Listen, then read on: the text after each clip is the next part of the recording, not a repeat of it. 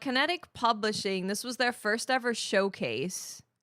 And they showed off 5 games that they're going to be publishing.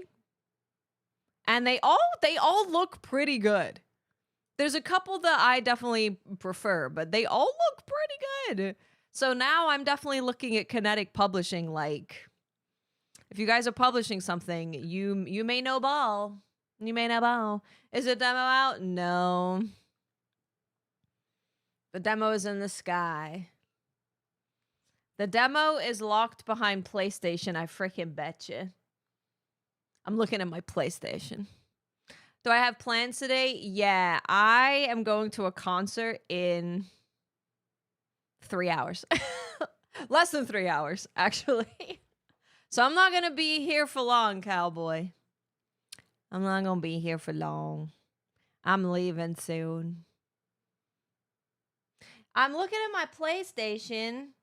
I haven't turned it on in a long time.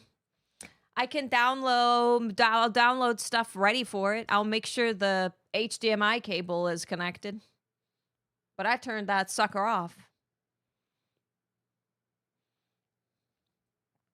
3 hours is enough to do some peak. No. We got so much to look at. I would love to play sometime soon. Although I know sometime soon there's 7 million games coming out. I also need to finish Beast of Reincarnation. Blech. All the hype from the game is gone for you? Oh, they're not. No, they're gonna. No. If anything, they are going to be giving PlayStation users the demo first, and it's going to be on Monday. What concert? The YOSOB concert. Hey, troll. Okay, so why did the Twitter demo? I don't know what the Twitter demo means. I don't know what Twitter demo, but what killed your hype personally? I'd love to hear about it. What killed your hype? Also, there was a new Team Ninja video. Team Ninja? Question mark? Ah. Ah.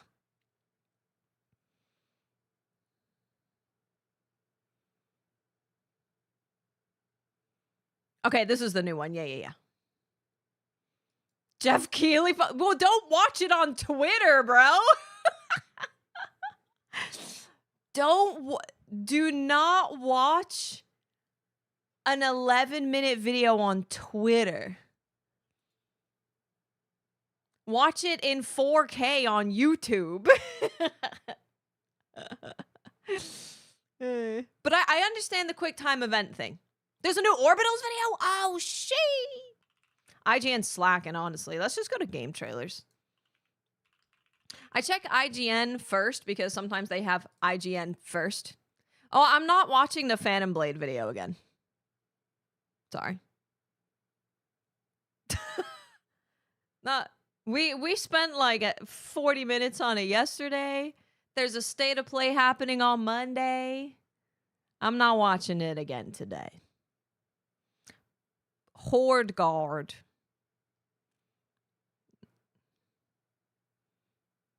Agefield High. Everyone who is excited about that, I hope they're having a lot of fun. Hey, Jayla, what's up? Oh, yeah. Wait, no. There was another video for Crimson Moon. Hold on. Builds explained. There we go. Orbitals. We got stuff 6 hours ago. Nice. Well, I don't think it's fair to say like half of it was QuickTime events. They've been pretty clear what kind of game they're making for many goddamn motherfudging years. Dear God. Many years. They're making a wuxia action game that makes you just feel cinematic and cool. Like, that's the game that they're making. And a lot of those types of games come with QuickTime events as part of combat because it enables them to do like a cinematic pan of the fight or a zoom in or, you know, it allows them to do that kind of stuff, which is that's what separates like a cinematic. I guess I could call them cinematic action games versus like pure action games. Maybe that's how I should start thinking about them. Fall lineup. When does fall start? September? September's still kind of summer. Crimson Moon, Orbitals, Blood of Dawnwalker, Onimusha, Control Resonant, Silent Hill, Dragon's Dogma 2, Valor Mortis, Castlevania, Stupid Never Dies, Phantom Blade Zero. Yeah. There's other games that I'll try, like I'll probably try out Galactic Racer. I just don't know if that's going to be... Well, I know it's not going to be a thing I'm playing for a long time. Because of this motherfucker right here. That motherfucker. And then, like, Wolverine, I'm still undecided if I'm going to play Wolverine or not.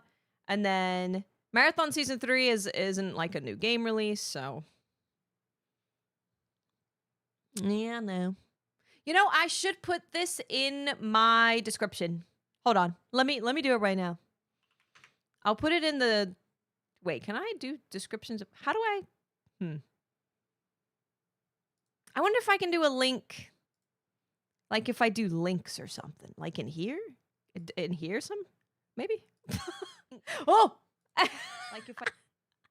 Because I have it linked on Twitch. Twitch has it like in the About Me section. It's got a link that you can click. I could also just give you the link right now, but I have to sign into... Hold on. I could do that. I could do that. That's easier. And then I'll figure out how to actually include the link in all of the YouTube content. Bump. Oh, thanks, Sparty. Ah, look at Sparty. Look at him go. Look at him go. Look at him go. Thank you, Sparty. Thank you. Thank you. Yeah, this thing it's just really helpful. I like having it to reference games that I'm excited about that's not bogged down by like, this game's coming to the Switch too. It's got a new Ultimate Edition. It came out 7 years ago, but now it's getting a release in June. That all the other websites do. Right.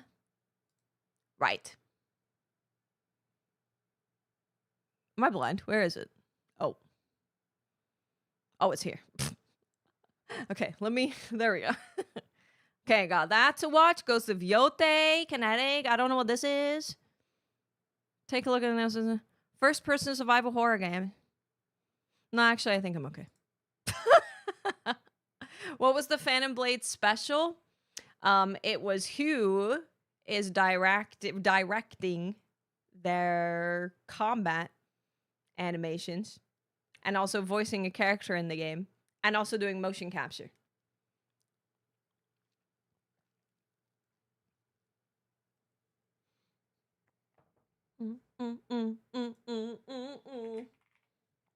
I was Donnie Yen. Donnie Yen. If you like any kung fu movies, you probably know or have heard his name at least. Yeah, Ip Man. Yeah. You know what? Let me start playing this, although they do be and yapping. Now the 10-second countdown sponsored by Ben Starr. 10, 9, 8, 7, yeah, 6, also Ben Starr 5, did this. 4, We'll watch the 3, trailer for... 2, Wait, actually. 1, go. Hold on. Do they have trailers for all of these games? I wonder... Hold on. Because then we could just watch the trailer. Because these aren't trailers. These are like the developers talking about their game, which was awesome. Because there's some games I'm Ben Starr. that I think if I just saw the trailer, I wouldn't have understood what made it special. So I do appreciate it. Why was everyone shitting on Phantom Blade Zero? Are people? world. I honestly haven't We really believe seen that very great much. Games can come from anywhere. I've seen a couple Debut people creators who taking their first steps into the are sad they can't established have a physical independent copy, studios or ready to reach were even greater heights. just don't like What Sony in matters general, is vision, and creativity, and passion. people that Ideas. And the first batch of wanted a games we're demo. proud to welcome into the Kinetic Publishing family. Hi, These are developers I'm Ben daring Starr. to create something special. Okay, here we go. These This are game, games we everyone, Miners to Ganymede. everyone, I'm gonna need you to lock Protocol in. from Cold Zephyr I'm gonna need Games. you to lock in. I need you to lock in for this game. Lock in, lock in. In Contact Protocol, you play as the security officer on the starship Pale Horse. It's a corporate ship carrying miners to Ganymede. It's basically Papers, Please in space. That's how we describe it to new people. It's more than that, though. Like, we've kind of tried to build on what Lucas Papers, Hope Please in kickstarted back space. when he did Papers, Please. You'll come I across like other Papers, ships. Please. I like Papers, Please. I'm a fan. I don't know if you know. It's a little bit of a hidden lore about me. You won't really know who they are. They will tell you things about them, and based on that, you need to make the decision about not just whether you trust if they are who they say they are, but if they're lying, if you trust them not to fire at you, try and kill you. Maybe they are smuggling, maybe they're hiding something, maybe their data is just wrong. You can choose what to do. You don't have to follow protocol, but you have to make a decision whether to let them pass. If you decide that you don't trust them, your only recourse is to load a torpedo and fire it, killing everyone on board. Murder. It's a cerebral game, so there is a lot of like data checking and a lot of doing things right, but also a lot of human decisions. Like, you have to do things that maybe aren't the right or wrong thing to do, and it's up to debate whether it's the right or wrong thing to do. It's kind of what the whole game's built around. How far can you trust a stranger? See, now, this was the thing about Papers, Please, that I think a lot of games that try to do these similar types of games, I don't think they really get right. A lot of games, when they try to do a Papers, Please type game, they just do the documentation checking, right? For the most part, they do a little bit of documentation checking. Maybe there'll be like one guy who shows up and is like, my family will die if you don't let me in. But they don't really delve into the thing that I think made Papers, Please really stand out in this case. And because if you're just looking at paperwork and you're just playing by the rules, then you clearly, the only way that you're going to fail at the game is if you miss a detail in someone's documentation, for example, which happens. That definitely happens. But Papers, Please always had these people who were coming and asking to be let in, who were escaping war, or their mother was dying and they just wanted to see their mother before she died, and stuff like that. So you were having to make decisions not just based on what the records were showing and what people were giving you, but also based on, is the morally correct thing to go against the book here? It might be. That might be the right thing to do. So I was really happy that they brought this up because someone coming and giving you their records and they clearly are missing something, but then they're like, look, I am escaping freaking war, criminals. And you're like, she. I think that's an important part of this type of game. Yeah, Semper. I think it's an important part of this type of game. So I was happy to hear that they're also doing that. When you meet these other ships and you're going to pass by, Oh, I didn't mean to press that, but that's actually good. Yeah, anything that's highlighted, although I fudged up I fudged up the formatting a little bit. Anything that's highlighted are the games that I plan on playing start to finish, and I know for sure I'm going to really like them. Other games, if they're not highlighted, it doesn't mean that I'm not going to like them, but it just means that I just don't know enough about them yet in order to like say that I'm going to play them from start to finish. Excuse me. Yeah, there's 5 games in here. they'll tell you things that sometimes explain a situation but can't be mechanically proven against the data you have. Like, oh, someone back at headquarters messed up our squawk code. We know it's wrong. Don't worry about it. but technically you shouldn't let them pass because it's not correct information. They have to have correct information. When you see a ship approaching, they will send you their information, you will send them yours, you will cross-check their information against solar maps, against your notes, against corporate policy, and intelligence that you've gathered from other ships. If it's matching, great. If it's not, you have to ask why. If they're missing data, you have to ask for more. All the while, the other ship is making a decision about you as well. So, like, this is really interesting because, again, so many Papers, Please games. I think they just try to copy the formula, which I'm not mad at. I've played a lot of games that just copy the formula, and I have a lot of fun with them. But this game feels like it's taking it to the next step of what that kind of game could be, because the ship that you're interrogating can also kill you. They can also kill you. So as you're like talking to them about the stuff, they're assessing you, you're assessing them. Crap, what's the name of this game? Control something. Control protocol? Protocol? Control protocol. Control protocol?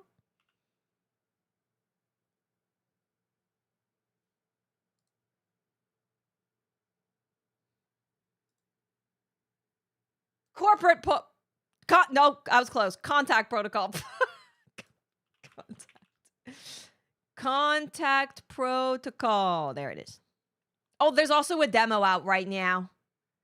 I will be playing this demo. I will be playing it. Maybe not right now this second, but I will be playing it. I will be. I can't speak. We're all criminals. Thank you for becoming a lamb. Thank you so much. I appreciate it. Can I pin this? Is that an option? Maybe I'll just I'll copy this and just pin it. We'll just pin it. We'll pin it. There we go. Until I can figure out how to use YouTube. Thank you for becoming a member. I really appreciate it. Gathered from other ships. Okay, so it was like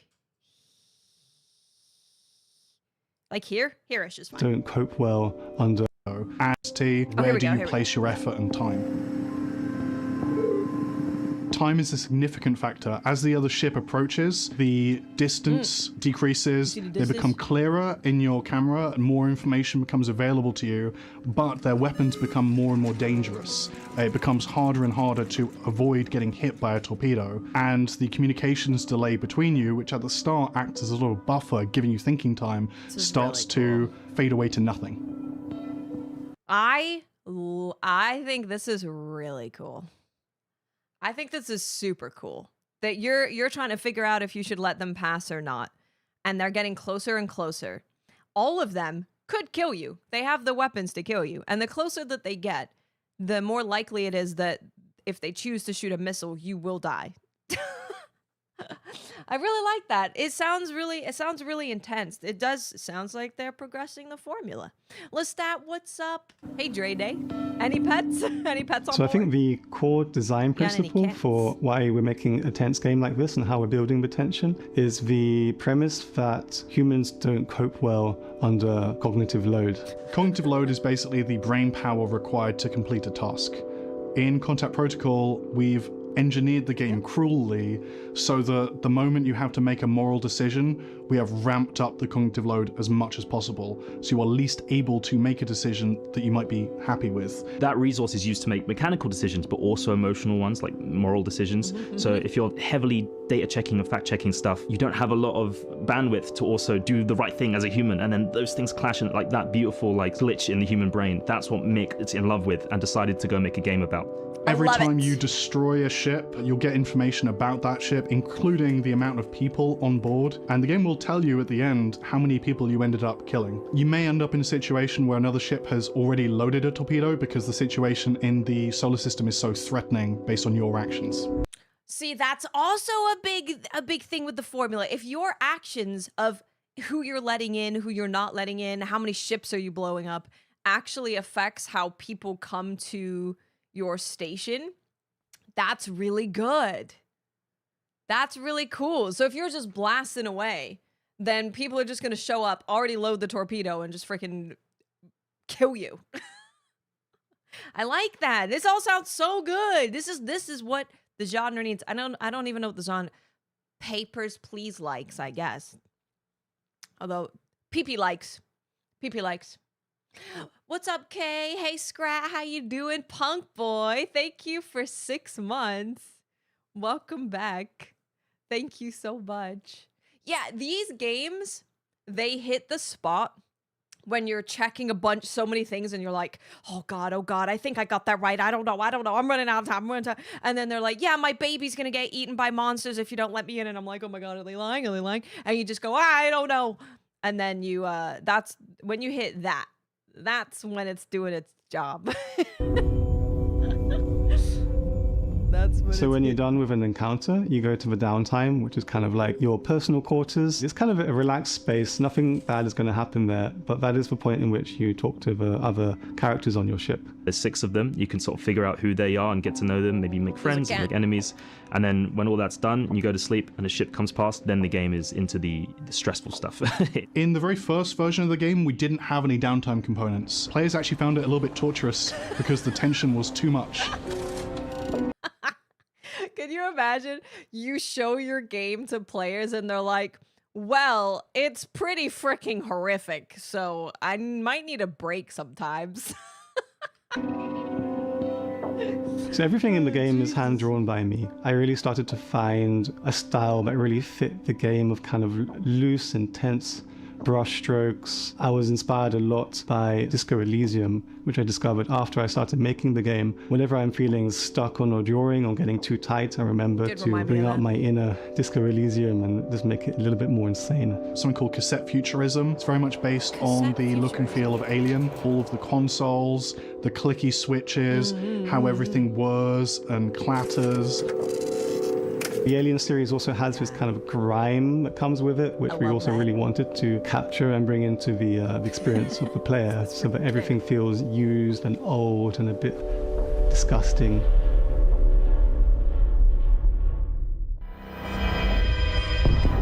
I'm excited to see people deal with the consequences of their actions. The game's designed so that everything you do is remembered. You will affect your crew. You'll make friends with some of them and enemies with some of them, and you will blow up ships that maybe you didn't mean to because you were under high stress. Like, I really want to see people struggle with that. That's the fun part when people play test it. They're like, oh, I didn't mean to do that. I didn't know what I was doing. We've got a demo up on Steam now. We've been really excited by different things players have done in that demo, decisions they've made. We're really excited to see what decisions you make. So head on to Steam. The game's already wishlisted. I'm gonna play this demo. I have a bunch of time tomorrow. We could play it tomorrow. Here's the actual just straight up trailer for the game. This is Contact Protocol.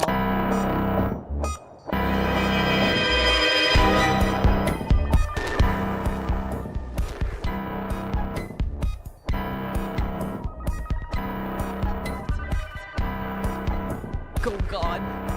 It seems like they have so much going on. There's so much going on.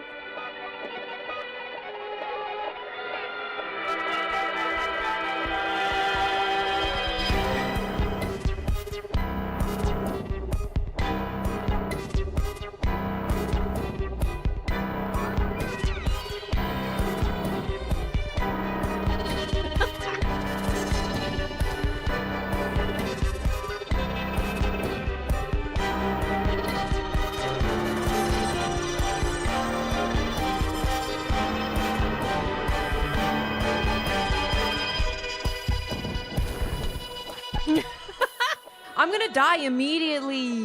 I'm gonna be dead immediately. I'm gonna be too stressed. I'm gonna end up killing everybody or just letting everyone in and saying, screw it, I don't care anymore. And then I'm gonna get blown up by somebody. Somebody's gonna blow me up.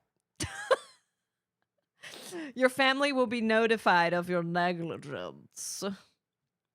This doesn't come out until next year, which is fine. Will it come to console? A lot of these games, probably not. Unless Kinetic Publishing, they're really new. Unless they end up doing really, really well and they can help them come to console. Steam now and check it out. Hell yeah. I'm excited about this game. If you play the demo, let me know how it is. Contact I would love to Protocol hear. will be the very Oh, it is first coming to title PC. It's coming to everything. It's coming to Switch too. Oh my God, I'm playing this game on my Switch too. I'm gonna buy it twice, 2 times. I'm gonna buy it 2 times. Shout out to their publisher getting it on like everything. It's so hard for these indie games to get on all of the platforms. Shout out to them. Yeah, I would definitely buy this 2 times and have it on Steam and on Switch. Launched by Kinetic Publishing. Woo! Set to arrive in spring 2027. Nice. If you're as excited about it as we are, you can try the free demo available now on We will. It's County from Okay, here we Electric go. Saint. Crescent County. Crescent from County. Electric There we go. Saint. Crescent County. Here's our next game.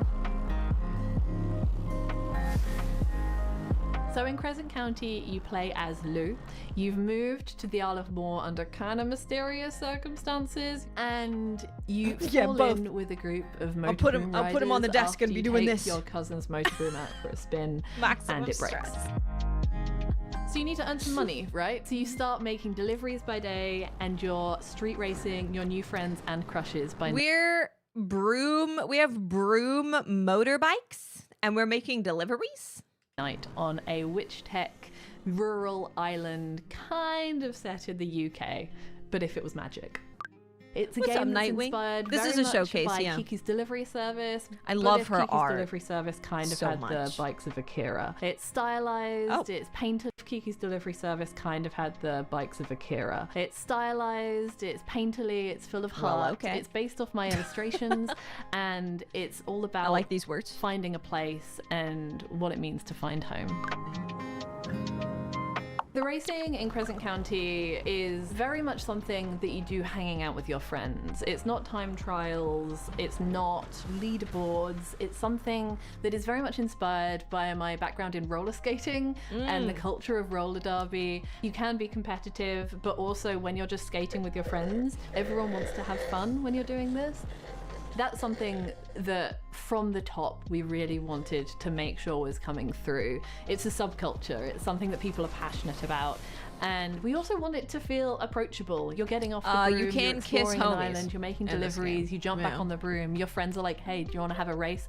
It's about hanging out and having fun, but also having some really high octane gameplay. Crunchy, drifting, going through boosts, gliding, and jumping off of like really big cliffs to do big jumps. It's great fun, and I want to make sure that people are getting a good amount of blood pumping racing there too.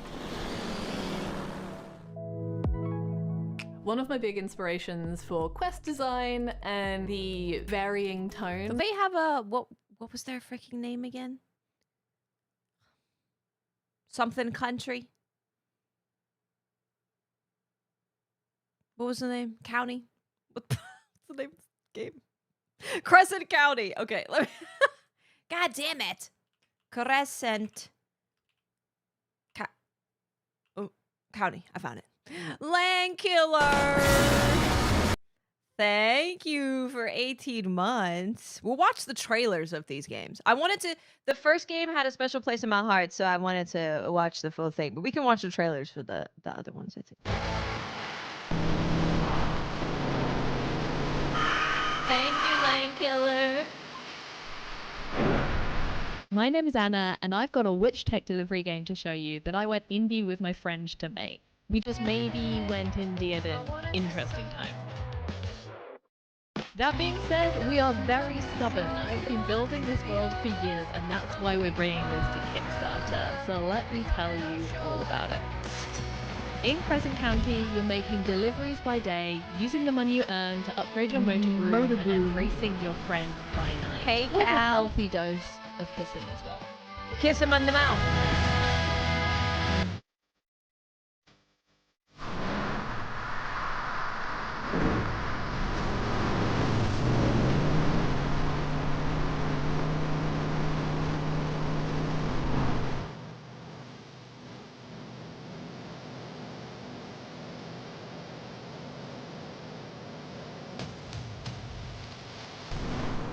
So if you fancy being a punk witch, motorbooming your way through the Isle of Moor, please consider backing Crescent County on Kickstarter. Thank you so much. Vroom vroom. Kiss. That was me. Kiss. Don't clash teeth. BK do crime? BK do crime.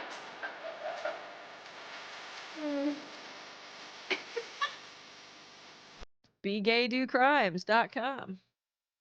My body is a machine that turns homies into kissed homies.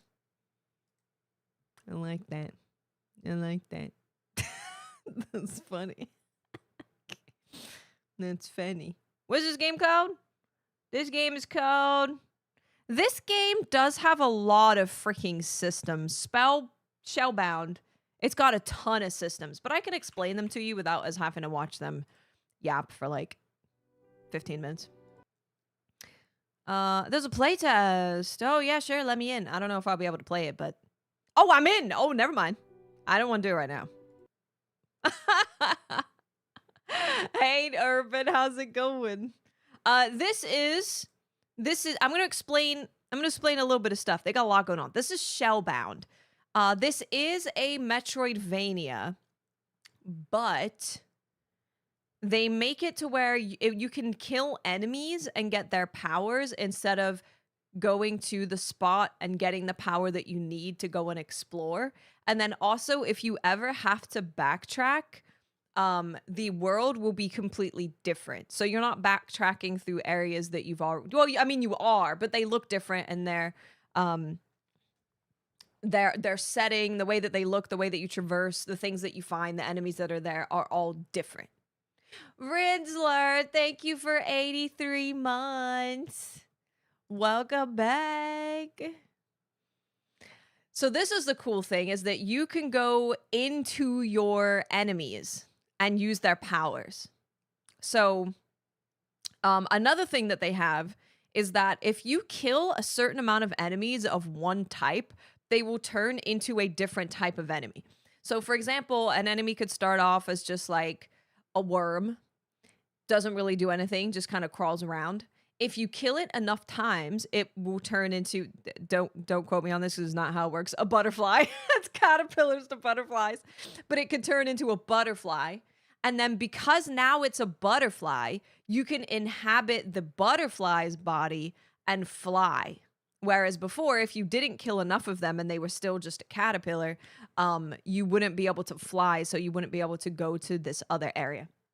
So that's kind of like an interesting take on the genre, because they said that their favorite types of games are Metroidvanias, but sometimes they got pissed off by some Metroidvanias by backtracking. So they wanted to do something different with the way that backtracking works, or the way that you get abilities in order to explore the world. I have to kill a butterfly. You inhabit their body. Maybe they die, maybe they don't. Maybe they die, maybe they don't. So I thought that that was really cool. I thought that that was a cool idea of you, a different kind of take on Metroidvania. Is there a demo for any games tonight on any video games, consoles, or PC? There's a playtest, which apparently you just freaking click install and you're good to go. If you just click, I want to be in the playtest, they'll let you in. There's also a demo for a Contact Protocol. What's up, good kid? How you doing? This one is Aether something.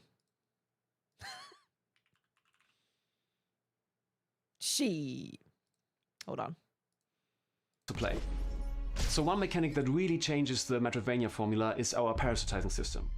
You're a parasite, that means you can infest and control enemies and use their abilities. And you can use that for basically everything. For combat, platforming, for exploration, puzzle solving, for everything. Psyche, and this really does two things. You don't have just the classics like double jump and dash and whatever. You have all the abilities of the enemies as well. Thank you so much. And the second thing is we are resolving strict ability gating. Because a lot of Metroidvanias have that formed sequence how you can progress in the game. And in our case, you can really circumvent ability gating by using the abilities of the enemies. Build a little bit of sequence breaking maybe in this. Yeah, intentional and unintentional. Exactly. Another system that directly ties into the parasitizing system is our enemy evolution system.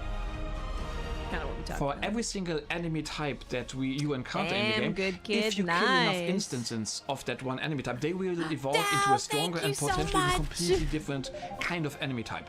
For instance, Dell, we have thank you. a maggot enemy type in there, which like doesn't do anything. It wiggles around, maybe attacks you, jumps down. Del, thank you so much for gifting 3 subs. 2 subs. 3. I can't read. I can't count. Anna Memes and I'm King On Juice. you. But if you kill Welcome. that certain Thank enemy you so type enough much. of times, eventually every single instance will evolve into a different form, in this case a flying enemy. So in that case, now you have completely new abilities when it comes to parasitizing, because now you can go into that flying enemy and see, okay, what areas can I now explore? What attacks can I use? Are there different Also kinds of changes the puzzles that I maybe NPC can solve interaction, that that's I cool. couldn't because I just had that maggot? So on top of all these mechanics, we also have the biome evolution, and that really brings everything together. I think this is cool, Whole man. biomes can change over time through story progression, but also through your actions. They're doing something And one different. example for that would be the mucus garden. The mucus garden is a vibrant jungle-like biome, really lush, really full of life, but it can go completely dead and barren. It's not only looking different, but also the whole structure changes. The areas you can go to. And with that, we actually get rid of stale and boring backtracking, because backtracking in our game always brings you something new. Yeah, They you go love to a biome Metroidvanias, but they freaking are pissed off at you backtracking. already have been through 10 times, but this time the whole biome has changed. The enemies have changed through enemy evolution. The whole thing is really new, and backtracking actually gets fun. There we go. There's a little bit of that game. Next we have Aether Wizard Life. Aether Wizard Life. We'll watch a little bit of this too. Aether Wizard Life is a cozy life simulation game where every wizard having a unique kind of magic after graduating from the Wizard Academy. The game itself has the dual dynamics between the cozy simulations and also adventure combats in the game.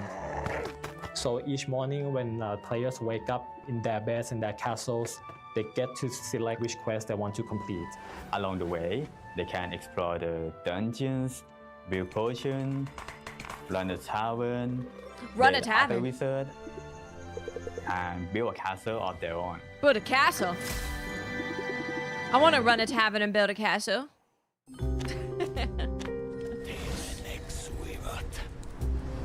So like the central narrative of the game, we got inspiration from American Horror Story Coven. There's a secret organization behind which trial that's still ongoing from the past, and that is kind of like similar to what happens in our game. There are like ongoing kidnapping of wizards to burn them and then strip off their power and then return the wizard back to the town without spirits. What the hell? Players need to find out who is behind the event of the wizard burning that is ongoing in the town of Starfall. I've only ever played one game where I felt like a wizard and not just a dude with guns reskinned as spells. You're kind of spitting though. That's kind of true. Yeah, I think it's really not a lot of games have really hit on the feeling of being a wizard or a witch, and that's why when I saw 1666 Amsterdam, I was like, damn, I don't think a game has ever really given me that like really witchy vibe to it before. Even though a lot of games have magic and a lot of games have spells. Yeah. Rupee, thank you for 4 months. Welcome back. Thank you so much. Thank you. Yeah, I guess people don't really nail the wizard vibe. Huh. I think my favorite part would be to build the castle and that you lived in. It's really old, like there are lots of ruins there. The players can use their spells and their magic to rebuild the whole place. You can collect the blueprints and then you can design the whole farms on your own. We have the grid system where players can design the whole layout of where to put the buildings surrounding the castle itself. I like that. For example, you can build lots of fields, you can build stables to care for your That art exotic is magical interesting. creatures. I kind of like it.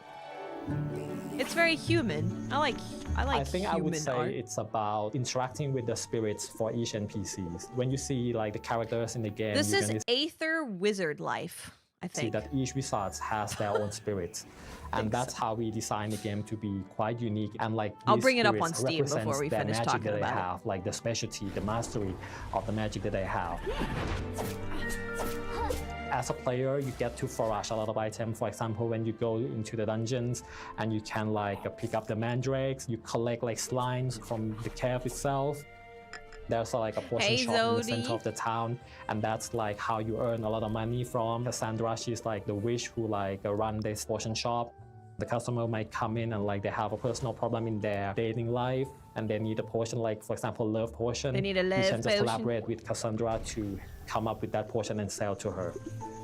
We love the aspect of tavern. This guy, his name is Orwell. He's like kind of like a Viking wizard. He obsessed with the elements of the. I thought he said a white king, and I was like, that's kind of what Vikings are, I guess. he could be a white king. Monsters and turn them into delicious meals. Like he cooked the weird menu like a capybara steak or like a slime White, thought he soup. said white Lots dude. Of, like weird menus that he can come up with. I think the player is going to enjoy discovering This game's from each of the Thailand, new dishes, the weird by the way. personality that he has to offer. We have many inspirations for our game. It's come from the love for Studio Ghibli's animations because I Studio grew Ghibli. up with all the animations, not just House Moving Castle. We also loved Spirited Away, My Neighbor Totoro as well. So we kind of like want to build a game that has that vibe. We love cozy games, so titles definitely Stardew Valley inspired us. Dave the Diver and Spiritfarer. Dave the Diver and When I first played Dave the Spiritfarer. Diver, I spent like days playing without breaking. Like it's really, really addictive. As for Spiritfarer, we really like the connection that players can feel with the NPCs that have. That's what we try to capture in the game. We spent years trying to come up with this type of Yeah, it's basically it's a game where you hold on, a wizard life. It's a game where you're going out and if I request access, do I just get in? Or they gotta let me in. Okay. It's a game where you're doing cozy stuff like building up your castle and farming and running a shop and stuff like that. But then you're also going out and getting ingredients and fighting things, going deep into dungeons, stuff like that. I think this could be fun. Yeah, I think this could be fun. These kind of games, if they nail the gameplay loop, tend to be really addicting.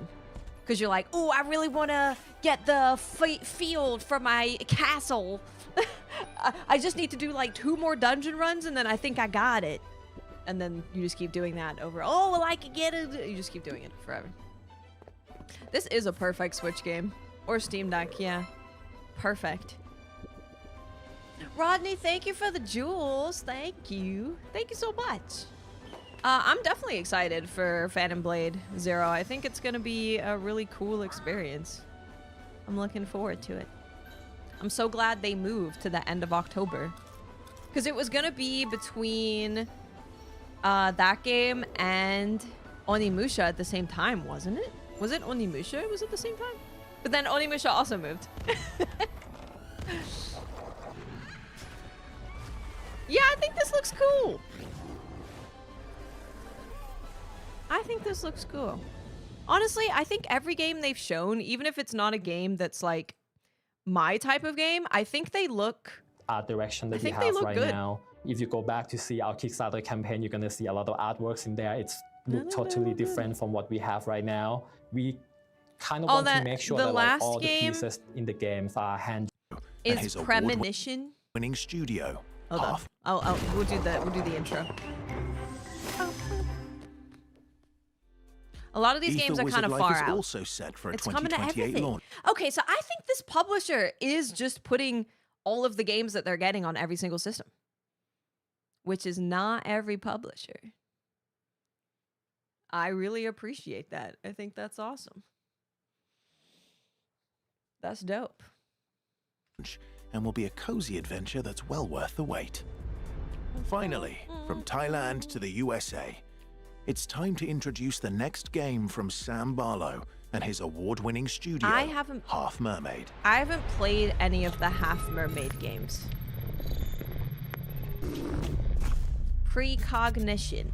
Precognition is a sci-fi horror project coming to you from the minds of Sam Barlow and Brandon Cronenberg. You play as a character called Diana. She has had an implant put in her brain, and a marvelous side effect of this implant is she's now receiving visions of her own future. Making a game like Precognition has been a natural evolution of what we did on Immortality, but we've really been trying to test the limits of non-linear storytelling. Has personal effects.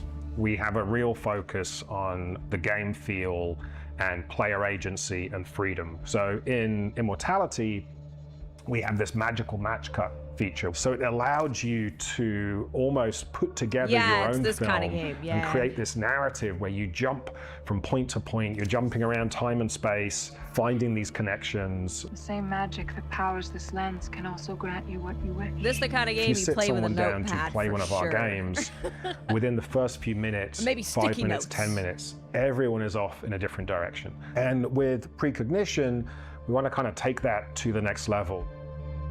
From the very beginning, you are seeing through Diana's eyes, and then once the experiment begins, and Diana starts receiving these visions, which for her, she essentially organizes as memories, right? These are memories of the future she hasn't yet lived.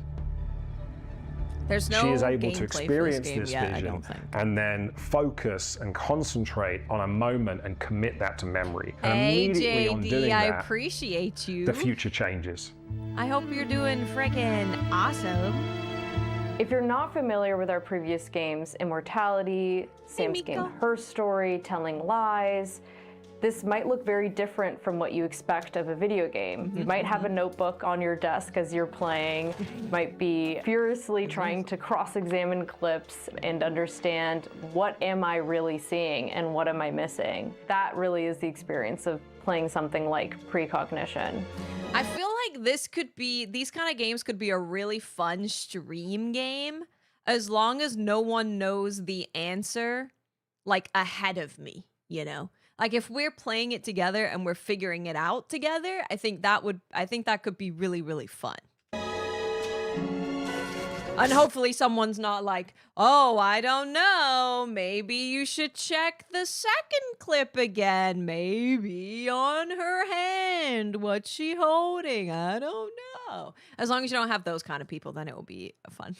My name is Brandon Cronenberg. I'm a primarily horror film director. I've made 3 feature films, Antiviral, Possessor, and Infinity Pool. And I'm the filmmaker outsider who was brought in kind of for fun to collaborate on the writing. So I was involved with Sam and his team on the story, and I wrote some of the scenes. With us wanting to kind of plant a flag Possessor in this looks fun. being like a really pure sci-fi horror, we were like, who out No there YouTube would be a chat. good collaborator for this? And so we kind Maybe of they don't play did these this games. process of speed dating. But then again, if I had the title of the game and the thumbnail of the game, then they would find me. Horror directors. And I think Brandon was the one who, straight out the gate, we sparked with. He'd already played Her Story and Immortality, so he kind of understood the games. Horror films I have made up to this point tend to be very subjective. You know, they're very experiential, where you're really rooted in one character's perspective, and that's part of the experience of the horror. The world is warping, and it's warping dependent on their psychology, and so it kind of slotted neatly into this game because again, it's a very subjective experience. Sparty. We've proven that there is an appetite for these things that are a bit more complex, a bit darker, a bit stranger, but also I the do like idea all of these things. I'm kinda always dumb, about the freedom that you as a player have to explore the story, dumb. to feel like you're making the story happen in a way that's unique to you, have that be the mission statement. It does seem to keep up to date. This does seem really fun to stream, though. I would like to stream. You'd have to stream the new one, I guess, because no one would have played it. With Precognition, follow us on Blue Sky at halfmermaid.co, or even better, wishlist the game on Steam today. Precognition, I'll wishlist it. I'll wishlist it. Precognition. There we go. No release date yet.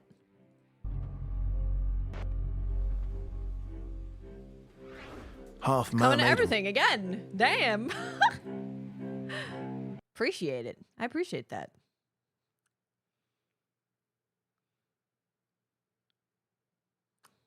Mm. Mm. Mm-hmm. Mm-hmm. Yeah, that could be fun whenever the hell it comes out. This might be a while. But that was the Kinetic Publishing Showcase. It was 5 games.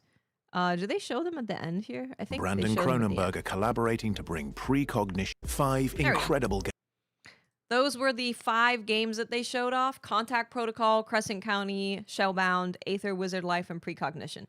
I think this publisher is doing pretty good for their like initial lineup of games that they've picked up. I think, let me check. Kinetic Publishing Story? I think this is... Okay, yeah. I was going to say, okay. So this publishing company is made by the people who had success off of Phasmophobia. So the developer of that game is Kinetic Games. So they made a ton of money and they were like, we're going to help other indie devs have our success as well, hopefully.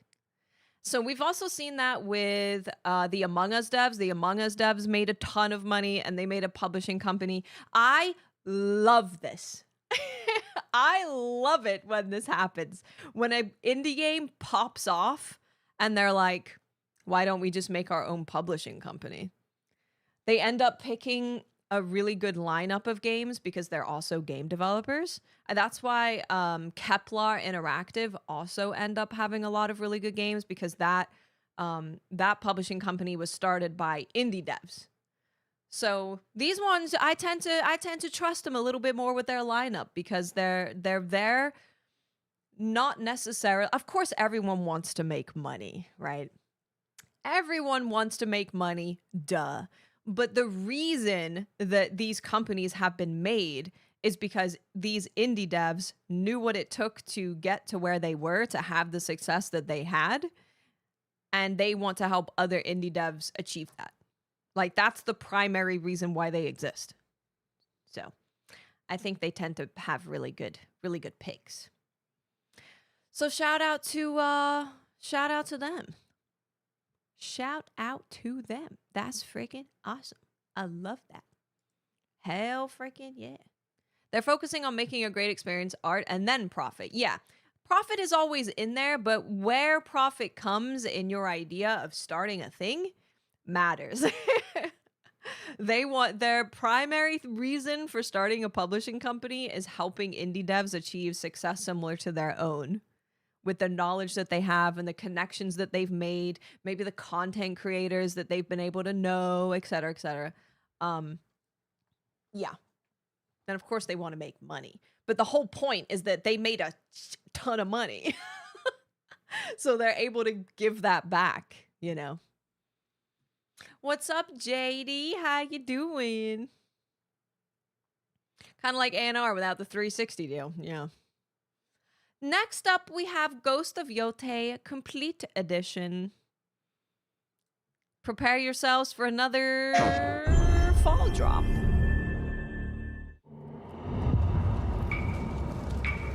My mother told me stories of Onryo, ruthless spirits who wander the land, seeking vengeance. The night my family was massacred. Oh, spoilers? No, this is the beginning of the game. I became such a spirit.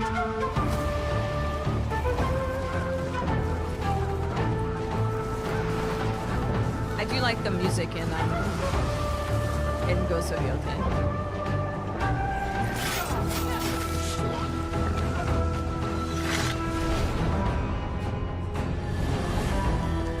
Ghost of Yote Legends.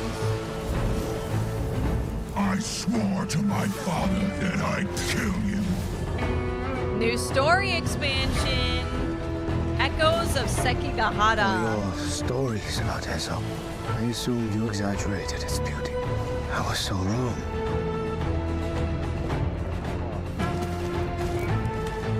This isn't like old times, Nagato.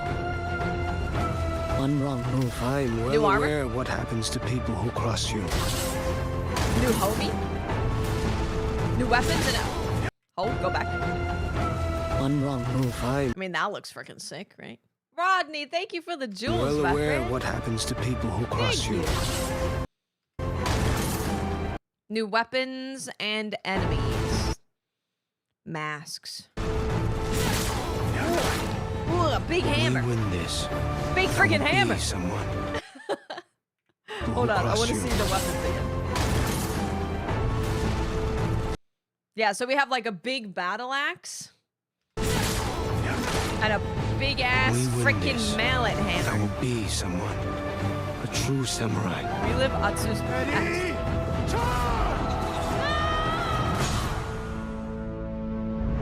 All new single player combat survival mode. Damn, they got another mode. They got another one.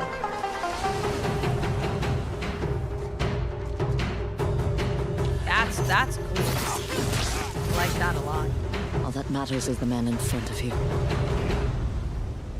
October 1st, y'all. October 1st. October 1st. In terms of gameplay expectations, which action slasher are you most excited for? Control Resonant, Phantom Blade Zero, or God of War La Fey?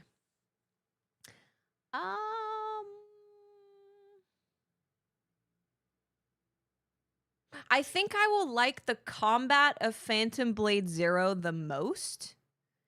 Control Resonant, I think, will also have really good combat, but I think that I'll really enjoy the lore, the story, the creepiness, the level design. God of War La Fey, I am historically not a God of War fan. The combat, in my opinion, looks like it's more up my alley than regular God of War combat. But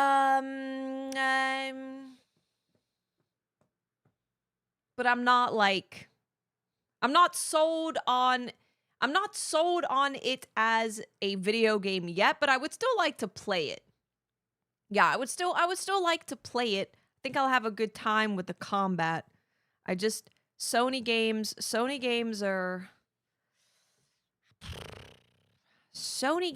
are there, they wear me out, I think. They whittle me down.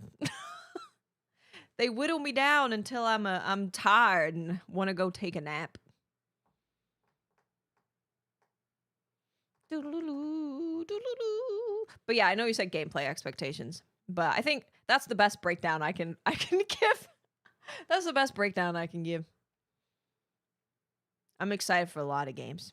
Ghost of Yote, I didn't super love. I think it's a good game for sure. Rodney, why do you keep talking about Claire Obscure like I didn't put like 120 hours into that game?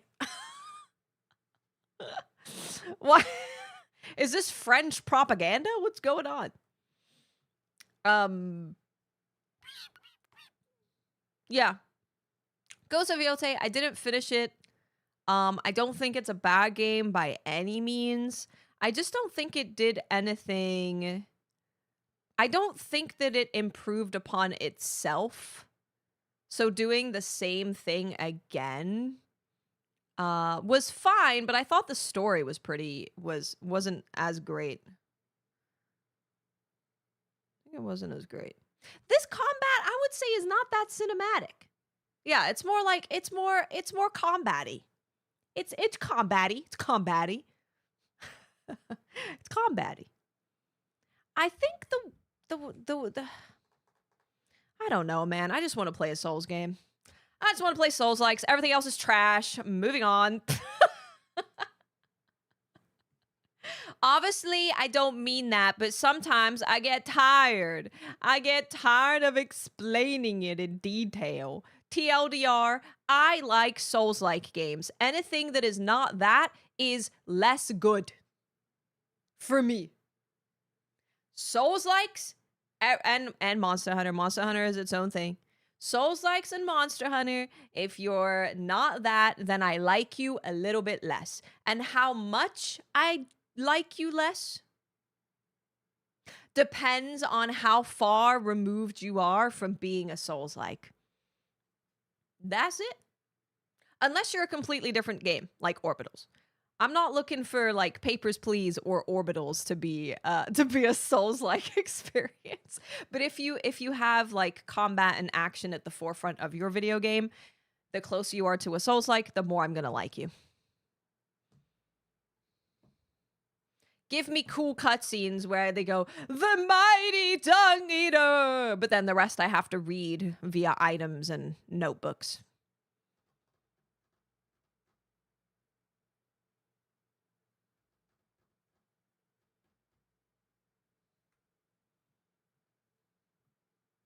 That's where Shadow of Mordor and War was so good. They took what was good from the first and iterated on it. Yeah, I think Yote didn't iterate on what they had enough. I think if they came back with everything exactly the same, but their writing and their story was much improved from the first one, I think I'd be having a very different opinion about it. But I actually think that the story was a step back. And I don't think the story was super strong in Ghost of Tsushima. This is kind of long, actually. We'll do the other ones first. These are all shorter. And by all of these, I mean these two things. We have a new ninja Hoko and Shield, Sword and Shield in Neo 3. But this time, it's the ninja using it. You can not only deflect enemy strikes with your shield, but also throw it. Use it as a mount. And combine it with your Hoko strikes. Confuse enemies by leaping into the air and throwing the shield while executing techniques. What the fudge?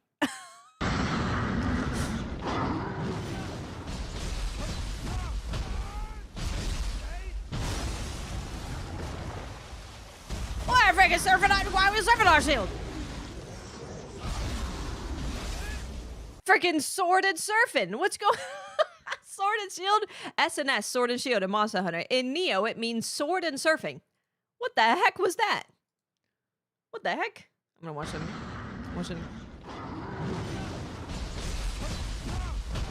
Kick, cut, throw it, grab it, bomb, surfing, flip, in the air. What's happening? God damn. Holy moly. Jesus Christ. Sign me up. I'm only using sword and shield and everything.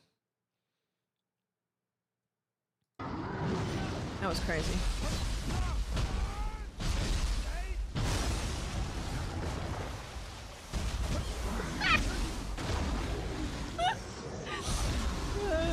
God damn. Sword and surfing. The heck? What in the Teenage Mutant Ninja Turtles did I just see? It was good. I'm the exact opposite. Mostly can't stand Souls games. Loved Yote. I'm really, really, really glad. Because I think that Yote is a good game. I think it's a good game. Sucker for love. What's this? Exclusive 16 minutes of exclusive HD 2D gameplay. What is Most this? love stories begin with a meet cute. This one begins with an apartment wall. Might as well watch it. Specifically, the moment yours stops being one. Looked kind of interesting. Meet Haley. She's a comet. She's also a girl. She doesn't speak your language yet. My name is Haley. What's yours? The rules are simple. Keep her alive. Feed her the right colors. Feed her things you aren't too attached to. Plants, pets, house guests, people. You have 10 minutes before help arrives. 10 minutes is a long time to keep a secret. Feeding her people? 10 minutes is a long time to not make a mistake. 10 minutes is a long time to not fall in love. I'm gonna kill her. By accident. Some of your neighbors have concerns about the explosion they heard, about the light they see. What's happening? I'm scared. This is not cute at all. Haley the Comet. Yes. Yeah. The combat with Ghosts of Yote, I'm not actually sure how I feel about it.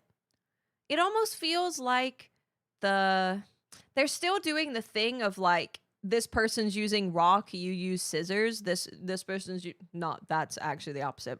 But you know what I mean. This person's using paper, you use scissors. This person's using rock, you use paper. So it initially feels really cool, and they have different moves, and you have so much availability of weapons at your disposal. But then it still ends up being this system of use this thing against this thing, which ultimately you can ignore completely, and you can just use the weapon that you want to use. But it ends up being a system of it seems like you have a lot of choices at first, but ultimately you actually don't. You're just playing like a matching game. Does that make sense? I don't know, maybe. Hey, Undertaker, About the what's strange mutations happening to them. Oh! Open the door for the wrong person, and the date ends early. For you, Haley, and for Earth as you know it. I'm playing this No game. pressure. Crush Landing is a brand new sucker for love story inspired by the color out of space. Hand-drawn, fully voiced, with many types of endings, including bad, and bad with an asterisk. It's a horror game. It's a comedy. It's a horror game. It's a love story between a man and a... Sucker for Love, Crush Landing. Wishlist now, and put the love... I'm playing this game. Love... I'm playing this game. Yeah, no, I'm not a human-like. I'm glad I clicked it. I love the art a lot. I love the art. I love that it's kind of dark and twisted, but it also has this gorgeous freaking art style. Oh my God, it's so beautiful. I am absolutely adoring this renaissance of these old school anime art style games. What's this trailer? You gotta, what the hell? You gotta keep her alive for 10 minutes. And not let in the wrong person. I love the Odachi, so I hated switching. I did end up just using the weapon that I liked because the game wasn't that hard anyway, which is fine. It doesn't need to be. It doesn't need to be hard. I'm just saying. It doesn't need to be hard. Why is it so quiet? Oh. Yours. The ascension darkness is stirring. There isn't enough energy on Earth for me to turn into stars and save us. I don't want to die alone, but I'm okay with this being the story of how we lose together. How we lose together? There is a demo. Check out the demo, see what you think. Might check out the demo too. It's coming out August 31st. I could technically play it. I could technically. We could play it for a day, which is probably fine. Oh, yeah, that was cool. I like that. I like that. That's what I'm talking about. Cat me if you can. Oh, you're trying to take pictures of cats, and they're always like, "Oh my God, don't take a picture of me. I'm a cat." Yeah, I know how that goes.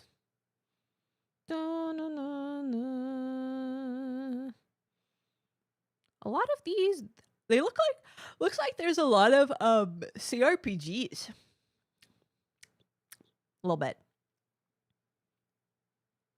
Azure Infinity. We talked about this game on the podcast. Looks pretty unique, pretty cool. Swords and Slippers, yeah, I've seen this game on Twitter. God damn it. What do they have in it? Jesus Christ. Don't ban me. Don't ban me. Don't ban me. Don't ban me.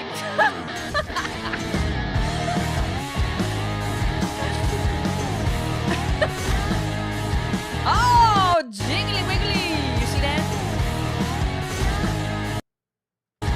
Oh, sorry, the pause button covered it up. Hold on. We'll do it. Jiggly wiggly. Whoa, Bob. Jiggly wiggly wiggly. Number 2. What's this game?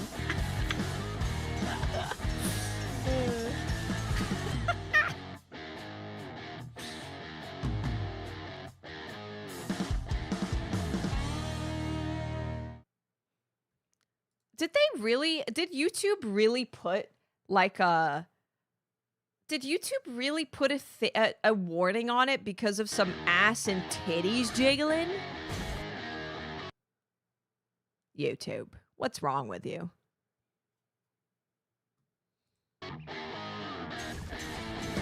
They're not. She's not even like naked.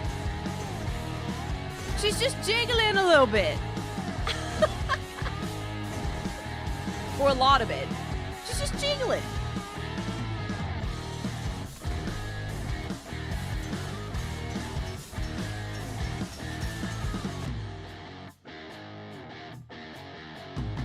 That's fine. That's fine. Sword and Slippers. When's this game coming out? I kept seeing it on Twitter. It's on my wish list. There you go. Oh, there's an ad. I'm so sorry.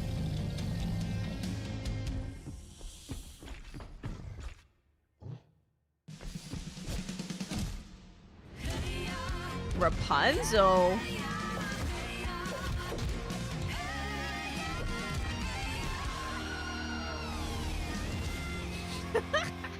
That was like their first trailer. Okay, a little bit of comedy. Oh, Little Red Riding Hood. I mean, the combat looks pretty slick. The combat looks pretty slick. Shoot me. She's Snow White and also Little Red Riding Hood. So they have a bunch of characters from what's it called? Whatever. But you be fighting. Oh. Hold on.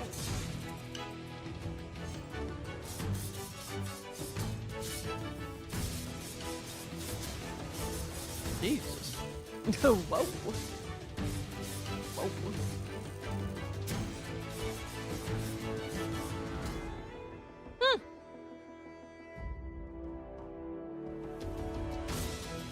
Snow White.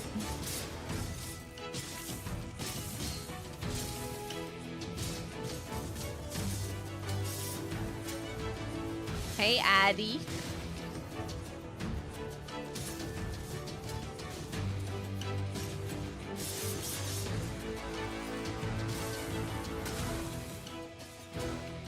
Well, I'll be damned.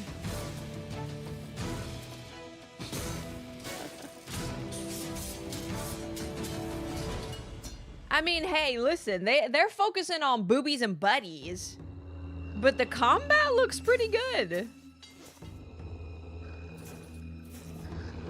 It looks pretty solid, man.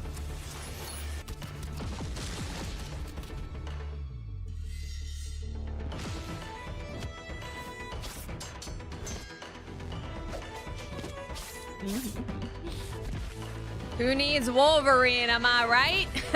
Oh, and I can do this. They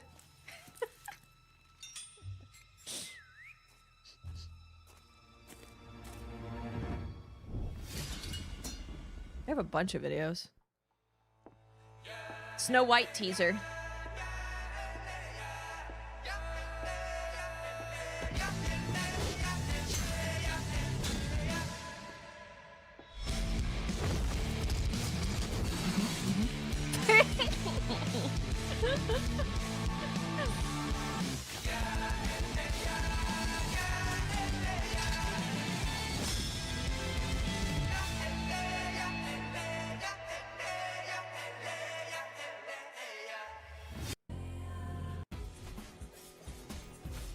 Shout out to them. Shout out to them.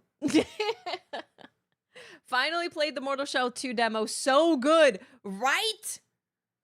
So good. This is called Swords and Slippers.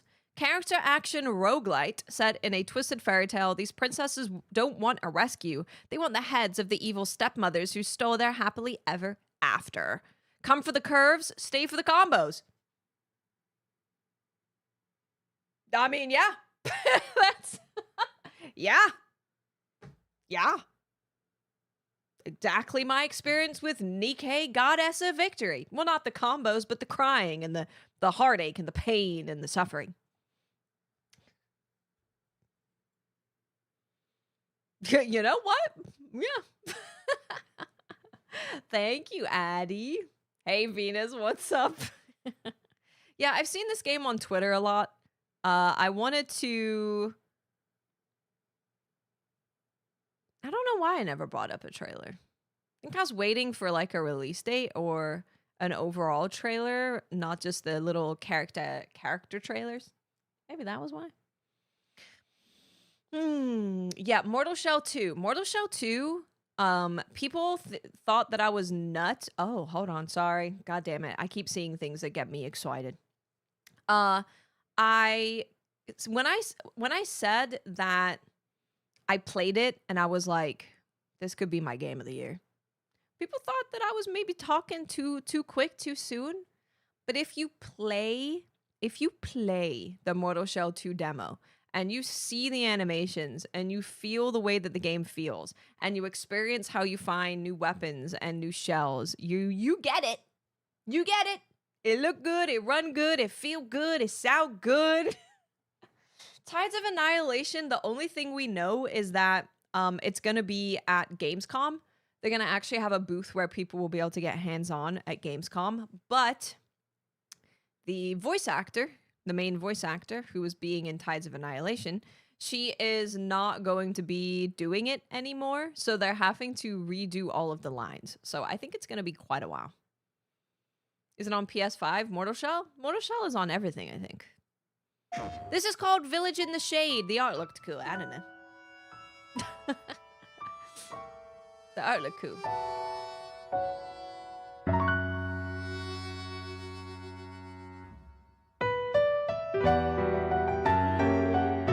Oh, piano. Ooh, delicious. I'm feeling like Liza P right now.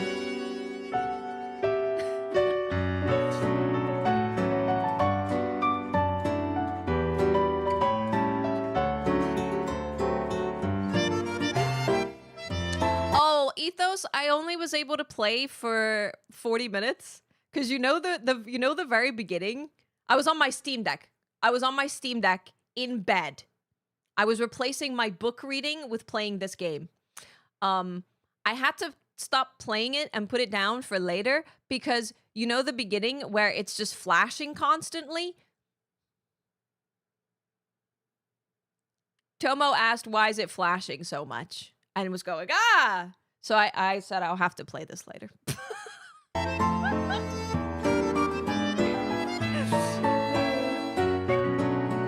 No, I don't mind. It was just right before I was going to sleep. I don't mind. Yeah, this village is sussy as hell. Yeah, now we're talking. What's going on? What's the real story? Horrifying, disgusting, heart-wrenching, terrifying. Yeah.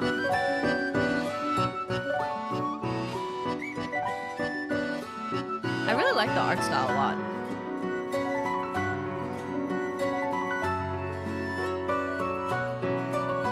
I like the music a lot.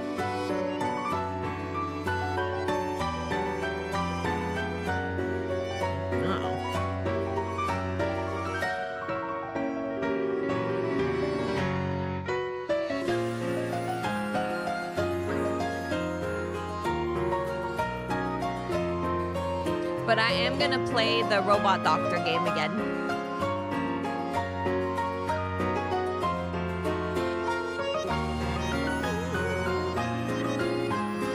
Sparty, I won't be here, but I'll see you later. Rodney, you're so fine. You're fine.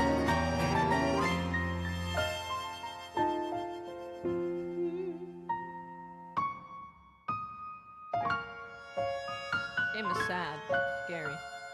I am going to see Yoasobi. Yeah, I have to get off at 4. This game looks cool. I don't know what's going on, but it looks sussy. Sussy and spooky. Village of Shade? Was it not of? In the... God damn it. Village in the Shade. It's out right now? English language not supported? Oh, what do you mean? But it literally has it right there. It's like really, it's literally English right there. It's literally English right there. Oh, it is on my wish list. Additional language support in October. Easy. Played in October.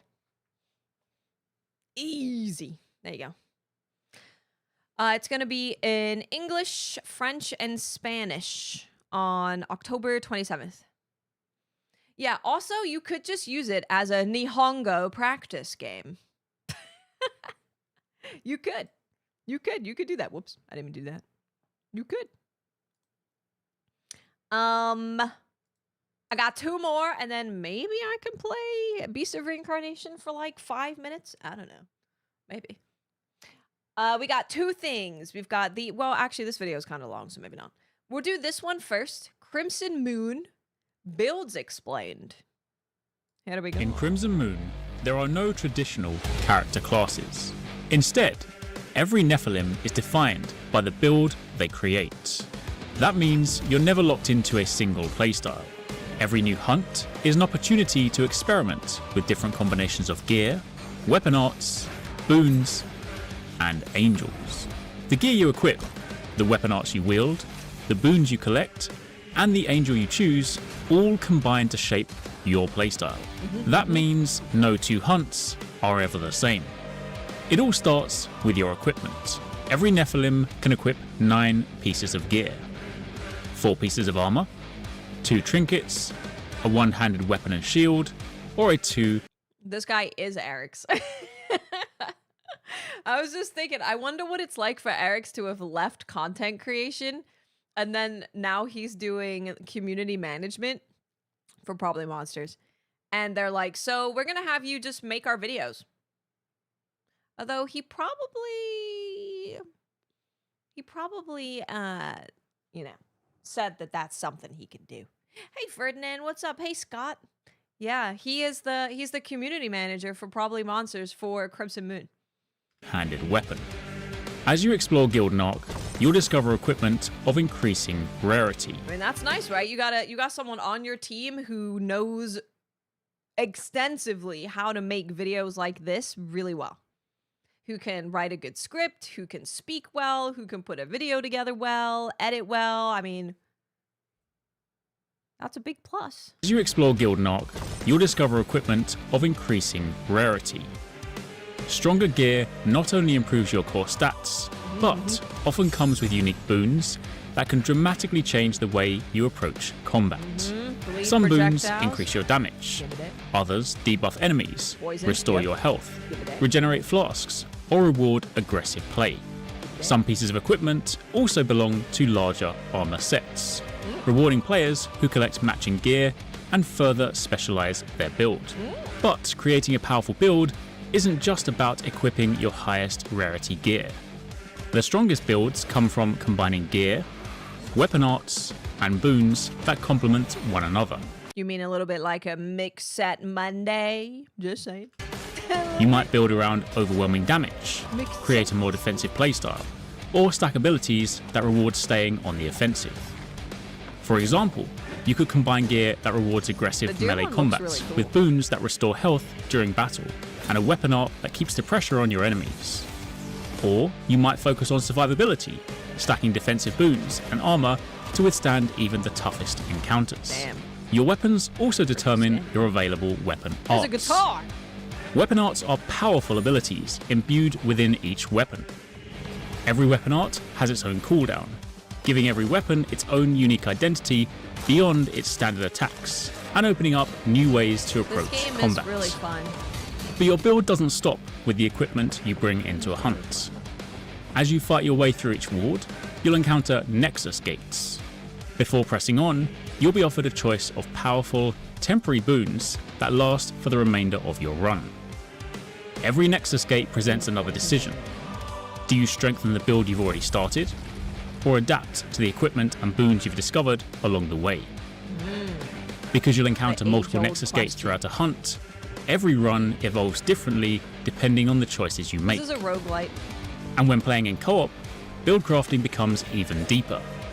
Instead of building around a single playstyle, you and your partner can coordinate your loadouts, choose complementary boons, and create powerful synergies that benefit the team as a whole. Whether you're doubling down on aggressive damage or battling offense with survivability, working together opens up entirely new ways to approach each This game hunt. is $20. Between wards, you'll discover another source of power. Recovering lore scrolls and returning them to Merida unlocks additional boons, giving you even more ways to shape future builds. It gives you more And finally, boons. every Nephilim chooses an angel before beginning a hunt.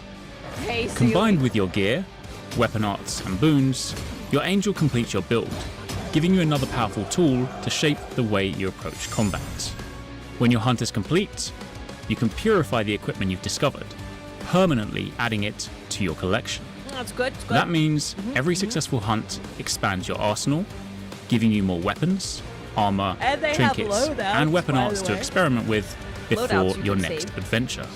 So every build in Crimson Moon is made up of 4 key pieces: your gear, your weapon arts, the boons you collect throughout each hunt, and the angel you bring into battle. Master how these systems work together, discover powerful synergies, and create a build that is uniquely yours. Then, begin the next hunt. There you go. $20. $20. Replayability, fun combat, co-op, metal music, beating ass, headbanging. $20. Deluxe edition, $30. $30 gets you post-launch content expansion, as well as armor set and an axe for $30. It's just one of those games that it's one of those games that it's I'm telling you, I wasn't sold on the game. I played it for 2.5 hours and I really, really, really had a good time. And now I'm absolutely playing it on September 1st. I'm going to play with Ethos. Me and Ethos are playing. When Arix says to prepare for the next hunt. We need a good, there we go.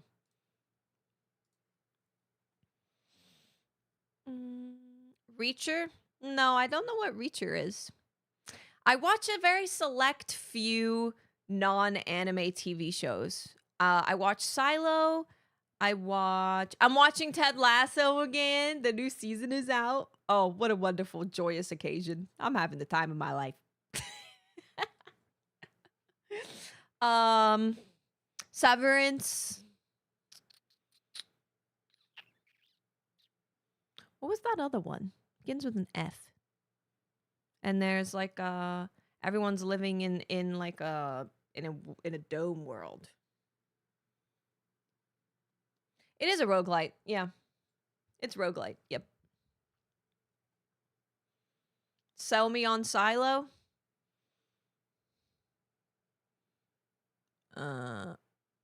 Oh, I watched Pluribus. I did watch Pluribus. Yeah. Sell me on Silo. I mean, it's not like one of my greatest passions. I don't need to sell you on Silo. I really like Silo. I'm probably going to read the books. After this season is over, I'm going to read the books. The books. I really, really like Pluribus. Pluribus was great. But yeah, I like Silo a lot. I want to read it. Yeah, I want to read the books. Because I looked into like reading the books and how I could do that without totally spoiling things for myself. And they were saying that the show is mixing 2 books together. So if in this current season that's airing, so if I finish the latest season, I think then I'll be good to just read like the first book and then the next 2 books. And like, granted, I'll know some stuff that maybe they don't go into in this season, but I think then I'll feel like I'm in a good spot to read all of it. And I mean, I pretty much only read when I'm in bed, not exclusively, but mostly. And I read like half a page and I'm falling asleep, so it's going to take a while. Yeah. Hey, Bashy. I love a slow burn. I love really good world building. And sometimes people say that that's like too slow, and it could just be really good world building. That's why I read in bed. But yeah, I'm looking, my eyes are going. Well, this is why also they say that if you can't fall asleep, to move your eyes left and right and up and down, because that makes you fall asleep. But that's what my eyes are doing when I'm reading. And then I'm fast asleep. Now I'm like, as soon as I start having to go back to like the top of the page because I don't know where I got to before I fell asleep, it's time to put it down and go to bed. This is Brave the Perils of Space Together, Orbital's creator's voice. I don't know what that means. But we'll check it out. So I enjoy drawing since I was a kid. I think I was born with a pencil and creative paper director. in hand. I was always watching basically a lot of the 80s cartoons that we all grew up watching. Hey, and I super Chosen. remember, I was like flipping the channels, and then suddenly I was like, what is this cartoon? Like, this is something like I've never seen it. I think my little mind couldn't comprehend, right? Like, it was super well animated. The acting was super good. And My office computer glitched out after our office power went out. Did you lose all of the work you've ever done in the world? That's why I want to read the books. Yeah, that's why I want to read the books for Silo. I got hooked immediately. Orbitals is a space co-op adventure set in an 80s anime world. When we started working on the project, we said, like, let's work on an anime game, right? And that could mean a multitude of things, right? But the 80s, probably because we grew up with it, felt super special to us. It was piggybacking on a very honest and true emotion. Like, we felt nostalgic for like the line art, you know, the type of animation that was popular at the time, how eccentric and then like brave the kind of choices that were done in the time were. And we thought, like, since we're going for this authentic feeling, right, like trying to really get the way anime was done back in the day, why don't we go back to the source, right, to the actual people that made these things and back in the day. And immediately the name of Mr. Yoshida came about. He's an animation director, a legend basically, that worked on all these shows, and we wanted to basically out. So 1 second, I want to get a list. Orbitals.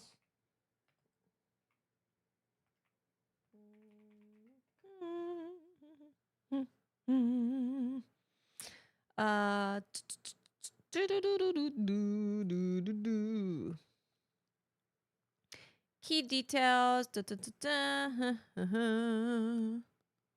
Champion for the game. Veteran animation. Veteran anime animator from legendary shows such as Gundam and Cowboy Bebop. Yeah, they're talking about Toru Yoshida.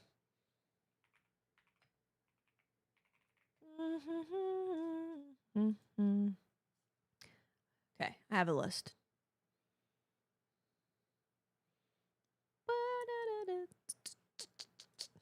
Hell yeah. He's an animation director, a legend basically, that worked on all these shows, and we wanted to basically leverage his deep and rich knowledge about anime to bring to the project. That's awesome. Oh, well, there we go. Hidetoshi Yoshida. I was like, why are you not mentioning the shows? Is it because it's Nintendo and Nintendo hates it when you mention anything that's not Nintendo? So you're like, oh yeah, this person worked on, like, you know, a popular show. 数年前にこの業界に入りまして、パソコンとかもいじらないタイプの人間なので、昔ながらの鉛筆と消しゴムで、手書きでは書いてましたけれどもね。手書きのいいところは絵や画面が硬くならないっていうことだとは思うんですけれども、まあやっぱりそのキャラクターから背景から色合いまで、やっぱりそこら辺を目指してるんだなっていうのは、話を聞いてると分かりましたね。再現したいというか、まあ当時のそういうのが好きだったんだろうなっていうのは、アニメと今従来のセルアニメの作り方に準じてるとは思いますね。キャラクターが面白くないと面白くならないとは思うので、そういうとこは芝居付けをしたり、っていうところ、まあ表情も含めてねっていうのはやってましたけど、当時のそういう雰囲気はまあ絵や色もそうだけど、まあ動きのタイミングとかっていうのも、昔の若手のそういうタイミングの取り方とかっていうのができていたり。 Dude, like this is what I'm talking about. If you're gonna want to make a game in this style, going and getting advice and even help from people who were animating it back then, love it. Love it. And you can tell. You can tell. An Orbital anime, that would be cool. Orbital's entire anime would be great. してたので、まあ割と再現はされてるとは思いますね。We learned a lot of things from Yoshida-san. It's been 4 years or something like that I've been like deeply in the weeds of like learning this style, and I think I'm still learning like new things every day. And all of that is thanks to the amazing work that he provides. Orbitals from the ground up. And I also love that this is someone who was able to go and find a legend who was creating anime back then and learn techniques that they don't really use that much anymore. And now this person now knows how to do all of those techniques and can then teach more people how to do those techniques. And that's how we make sure that styles and techniques don't die. Because it is the saddest thing when you learn about anything and you learn that like someone who's making this thing is the last living person who knows how to do it, and they haven't taught anyone else how to do it. So when they die, their technique and how they go about everything is just gone. I learned a lot about like knife making in Japan and how a lot of the people who make those specific knives, they don't have an understudy, they don't have someone that they're teaching to pass that down to, so their technique, once they're gone, it's gone. And they're like, it can take 20 years to teach them how to do that. So, and these people are like 80 years old. So, you know. I'm sad that it's Switch 2 only. I wish it was on everything. I'm sure Nintendo helped make it happen, but kind of like how Native Americans pass down knowledge on to how to make their pottery. Yeah, it's so important. It's so important. They are chosen. I was at a knife store, and I was learning about all of this stuff in Osaka, and showing me all of these knives and these swords and everything. And they're like, "Yep, this specific kind. There's this old guy. He's the only one that knows how to do it, and he's really old, and he hasn't taught anyone how to do it. So we're not gonna have these anymore in like maybe a decade." It's really, really, really sad. So seeing this stuff makes me really happy because we need more of this. I understand that there's some parts that maybe they're trying to protect their technique, so they're not just showing it to the world, because like it's a secret recipe, right? You can't just show everyone your secret recipe. But I really hope that at least parts of techniques of all of these things could be passed down so that we don't totally lose them forever. Because it's not just the technique, it's the story of how the technique came about. You know, it's the history of everything. I don't want to lose any of humans' history of how they do stuff. So, coming back to Orbitals, I'm really glad that they went and learned from someone who does this, and this person, Yoshida, was also willing to teach them and show them how to do it, so that now they can make a ton of things in this art style, and they could teach a bunch of people, and then those people can go to different studios and then teach more people, and we can end up having a lot of things that have this style that use techniques that were started in the 80s. To the amazing work that he provided. Thank God. Orbitals from the ground up is designed to be played by 2 people. It's not single player, it's not like a massive multiplayer by any kind. It's an adventure designed for 2. And that basically, it's so rooted into what Orbitals is, that it's kind of expressed in the story. You know, it's Maki Nomura's adventure. It's expressed in the mechanics that we make. It's expressed in the way we make the music. Everything is designed for to represent like this 2 people adventure. And the reason for that is because it's not just about recreating a feeling about anime from the 80s. It's recreating a feeling of sharing this anime experience with a friend, with a family member, you know. Around the time Jacob joined, like he brought all his experience that he had from his previous work and a very clear vision. Orbitals is a space co-op adventure, and that co-op, it's there, right? It's in the idea, so that had to click and it had to be good, and I think he brought that along with him.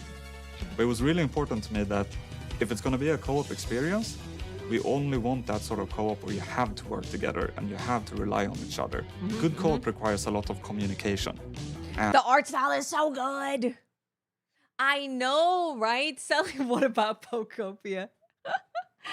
For me, Duskbloods, I'm a FromSoft shill. I will sign me up. But I saw Duskbloods and Orbitals, and I was like, that might be enough for me to get a Switch, honestly. Based on how excited I am for both of those games, I think that that's enough for me to warrant getting a Switch. For some people, they want like 5 games. Splatoon Raiders is really good. Splatoon Raiders is really good. So I'm happy that I was able to experience Splatoon Raiders as well. A lot of people like Pokopia. I haven't played it, but a lot of people like it. I've heard it's very good. Zelda's coming out. I don't know if I'm going to play it, but it's a thing. It's happening.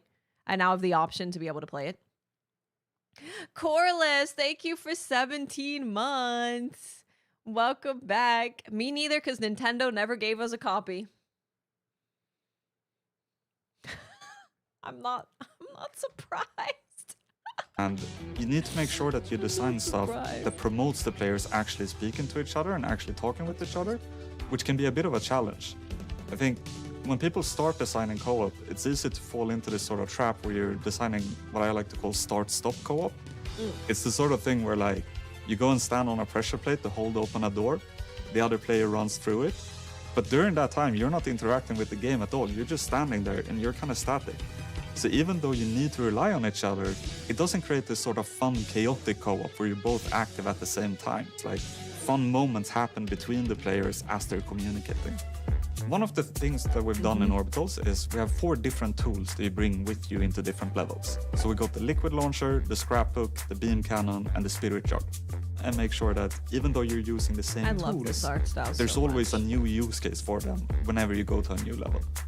So I think a cool thing about Orbitals is that you have this ship that you travel around the world with. And we have minigames in the game, both co-op minigames and versus minigames. Oh. And an interesting thing that we did is that we put them all on the ship. So when you unlock a new minigame, you're always bringing it with you. And if there's one in particular that you enjoy, you can always come back to play it between levels since it's always on the ship. So when it comes to why we chose the Switch 2 for Orbitals, I think it makes a lot of sense. One of the reasons is because when you play a game like this, if you play it locally, you only have to buy 1 game. And we want that to be the case even if you play it together with someone online. So that's where game share comes in. Need to and buy it kind of one becomes down. the perfect fit for a game like this. Because you just buy 1 game and then you can use game share in order to share it together with someone else.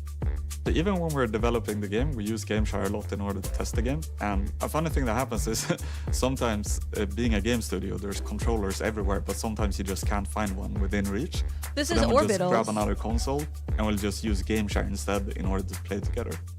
This is Orbitals is a love letter to the experience of watching anime as kids, to watching these shows that basically shaped the kind of people we are I love this today. so much. So if you resonate with this idea of like going back home, you know, and like turning on the TV and like kind of waiting for your favorite show to start, and then like, then it starts, and then you watch it, and then you go and tell your friends about it, and you laugh, and you cry, and you have all these emotions connected to watching anime and having shared experiences. If this is important to you, I think you're gonna like Orbitals.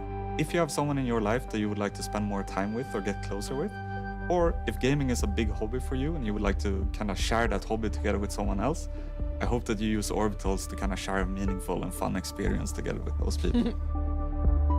Oh, I am. Don't you worry. I've been locked in since the moment Orbitals was breathed into existence. I've been locked in. Is a demo out for Phantom Blade? No. No. We need to buy this masterpiece. This looks really good. I just need a friend to play with. We can find people to play with. I know it's a little bit harder with like this kind of game because it's just you and one other person and you have to work pretty closely with them. So maybe you don't want to play with some random. But if anyone wants to play with someone, we can try and set it up in Discord and help people find people. Dun, dun, dun, dun. Did anything else happen today? Was there anything else that happened? Oh my god! This is happening right now! Was this 2 p.m.?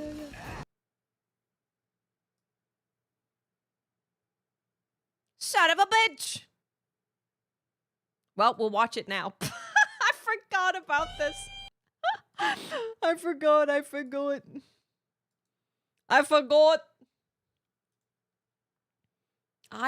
forgot.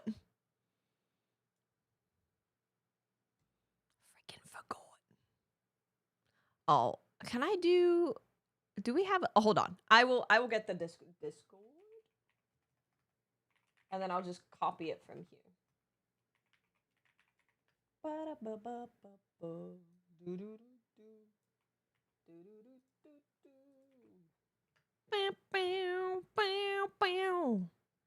Kazu confirmed. Yup.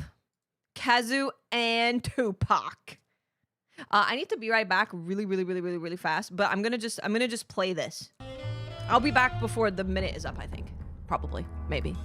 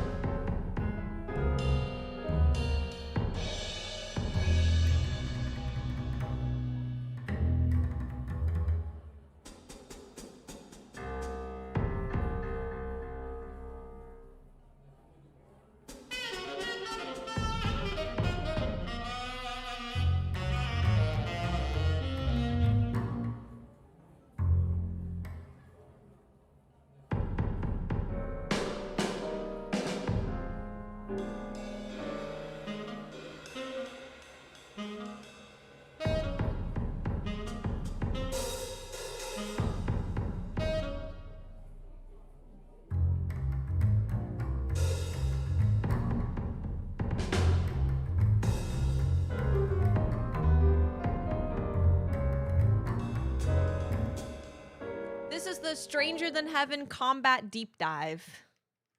Let me put that in the title. Peggy 18. Welcome to another RGG Roundup. I am, of course, your host, Carlos, community manager here for Sega of America and RGG West.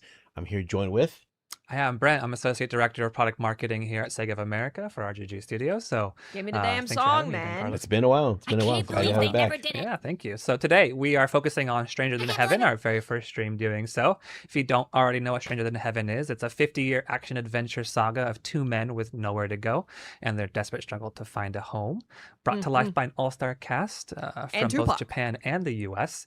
And so we're excited to show a bit of it to you today. That's cool. It's cool. But I don't know about Stranger Stranger Than Heaven will take you through 5 iconic areas and 5 major cities when it releases on January 15th. Absolutely, yeah, and those eras and those cities are super immersive. I can't wait to showcase can't wait. more of that to Yes. the audience and the fans today. So, but before doing so, let's recap some recent happenings going on with Stranger Than Heaven. Sure. And then after that, we're going to showcase some gameplay from the recent hands-on demo debuted at Summer Games Fest Play Days.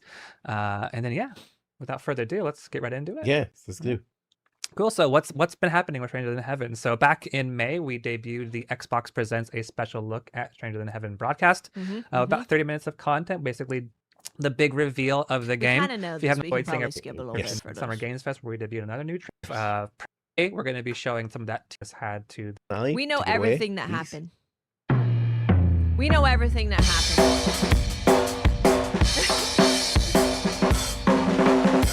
So I really liked it. My favorite thing about the combat was when you get it right, when you do it right, it's got that sense of reward. That's loud, I'm sorry. I really liked the ambience, I really liked the mood of the different eras that I got to play, and the fighting is amazing. It's unlike anything else that's out there. Grabbing a gentleman's shovel and giving him the business end of the shovel was pretty satisfying. I like the weight of the combat. Like, every punch felt like you weight behind it. I was already expecting great things from this game, and I had a lot of fun. Ding, ding, ding, ding, ding, ding, ding, ding, ding. Stranger than heaven. Well, that was a cool press and fan of Play the song. It was cool seeing everybody too, and Oh yeah, having some crazy experiences. It was great. Yeah, I think we were both there, of course, right at Summer Game Fest So Play quiet. Days. Like, so press and creators got their hands on. You saw some of their impressions from there. Of course, that was what we'll be showcasing to you today as well. But yeah, we're excited to get into that. But before we do, a few reminders again. So the game is releasing again on January 15th, and I'll you can be there. pre-order it today. Whether it's going to be on Xbox Series X and S, Xbox on PC, Xbox Cloud, Xbox Game Pass too. And in addition to that, we also have PlayStation 5 and Steam. To get all that, They're pretty good, Cal. They're getting better and better. Great, great. And when you pre-order, you actually get the Dos Kagekiri weapon as well. You can see That's that here really on screen cool. with Daito wielding that really badass knife. He looks badass. I like Yeah, knives. don't mess with him for sure. So, and when you do pre-order, we have a few options for you, right? Cool. And that pre-order bonus is included in every one of these. And so, from a Uh-huh. digital point of view, we have, of course, the base standard. And then if you want to go deluxe, you can. You have lots of additional For add-ons here. performers, what do you mean by that? Do I get like Vondi if I get the deluxe edition? As you can see on screen. And if you're going for physical, we of course have the regular physical edition, but there's also an Amazon exclusive edition that you see here on screen too, on Xbox Series XS, but also on PlayStation 5. It comes with this really, really cool poster. What do you think of the poster, Carlos? I want You one. get a poster which can't see at all.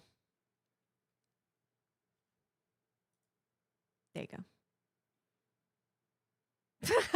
And it's my British is showing. My British is showing. Notice how it says game disc on it. That's nice.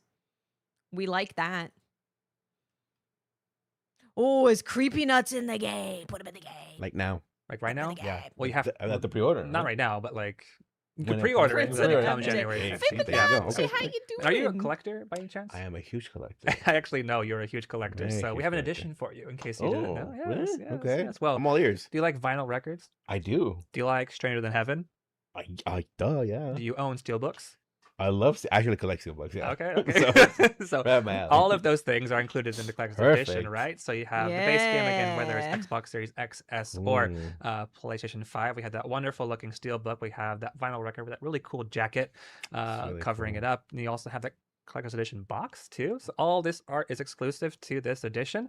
But you Looks also, oh my gosh, right? Yeah, no, it is fantastic. That's very cool. The vibes are real on this The one. for vinyl is sure. awesome. And then it also comes with all of the digital deluxe edition content too. Love So you also that. you get the whole package here. They So did if not you're a drop the collector, even song, if you're not, no. and you like one or Probably more, because you got to get the vinyl to get the song. They'd be like, we're not giving you the song. If you want the song, you got to get the collector's edition and get the vinyl. No song for no vinyl non-havers, okay? these things, you know, That might be give it. Give it a look. I can't wait. That's awesome. I know. So, I Brent, know. I'm Give here. me the damn You know, song. I think everybody's been waiting for it, but I can't wait any longer. The fans online can't wait any longer. we want to get some gameplay. Can we get into some gameplay? Yeah, but can you wait just a little bit longer? Just like for you, Brett? 1 minute. Yes. 1 minute. Okay. Just one more thing. Okay. A few more Comes things before out we get into January it. So, 15th. in case you're not familiar with the game again, so you're experiencing 5 eras in 5 cities with that really unforgettable story filled with adventure and a multitude of activities in and about all of these wonderful immersive cities and towns, right? Additionally, as part of the game, you'll be a showbiz promoter as Makoto Daito, right? And so you'll collaborate with singers and musicians. Isn't it so funny? We're like, gameplay? No, I don't want to see gameplay. I want the damn song. This might be the only game in history that I'm yelling, get the gameplay out of here. Where's the goddamn song? I don't care about your stinking gameplay. Play elements throughout the game, centered around supporting and managing show business activities. Super exciting. But today, we're going to be focusing exclusively on the combat, of course, and focusing on those unique highlights about what makes it so innovative with that left and right control scheme, which is something really, really fun that all those press and creators were like, whoa, this is different. Yeah, it really is, but it feels really good once you get the hang of it as well. But so we're going to focus on that, which was debuted at SG. I think it's probably got something to do with like licensing or something, because they have so many artists that are a part of it that so I wouldn't be surprised if they can't just like blanketly release it because of something like that. The comments under the Stranger Than Heaven OP clean version I found. Yes, and within that experience, again, it's them. just a small slice of those 5 eras. We're only going to be showing you 3 of the eras today and 3 of the cities. We'll be experiencing, we'll be showing off battle. Okay. Yeah, no, yeah, you've seen off. They were like, show me. So keep that in mind. But yeah, actually, so and give me the song. Thank you.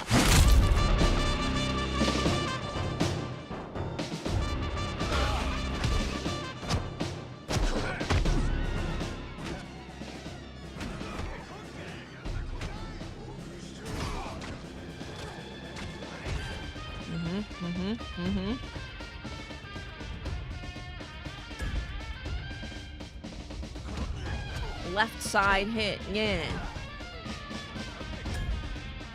Right side hit, yeah. Bang, bang.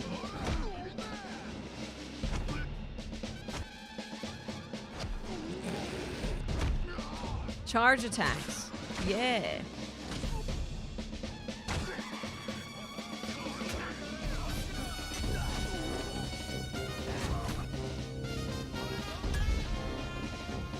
Grab, yeah.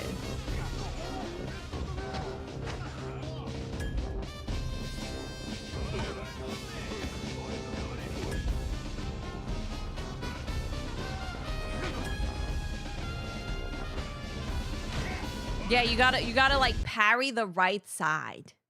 Yeah, you gotta parry the right side. Let me see these comments. Oh, there it is. Okay, let me. The freaking dog face. Jesus, we can reach 99.9% pure. The dog knows he's not gonna last long. That dog staring down the barrel of the DMCA. Hold on.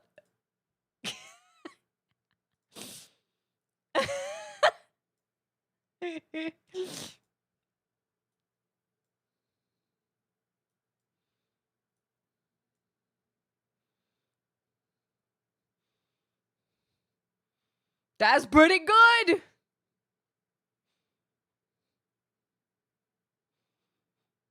That's pretty good. That's pretty good.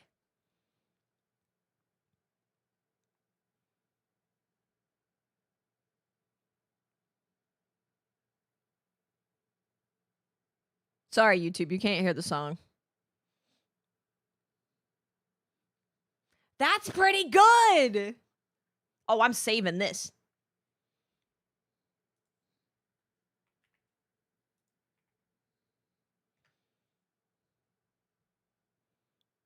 Hold. YouTube, here you go.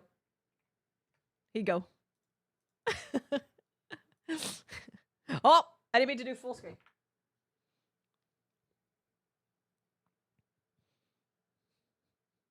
Yeah, this is pretty good.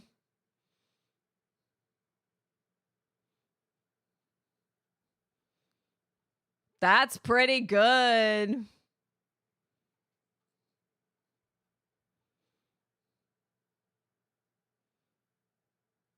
That's the hardest one to do.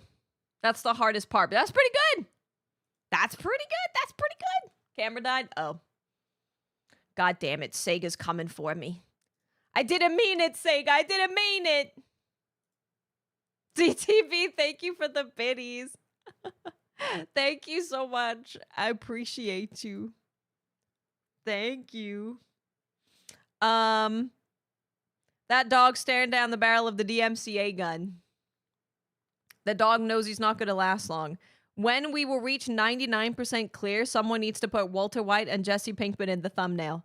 Sega, please, if you don't want this kind of video, just upload the damn song. This dog has a wonderful singing voice. Refining this song like trying to refine the sodium metal out of table salt. Sega employee when deleting the video. I'm sorry, little one. Peter looking at the dog like, is that a stray? Because this video is going to be put down. 2 weeks later, the dog still stands. He's unstoppable. Sega's not effing around. Damn near took down all the other clean versions. Bro, the puppy eyes are working. As long as he doesn't blink, we should be good.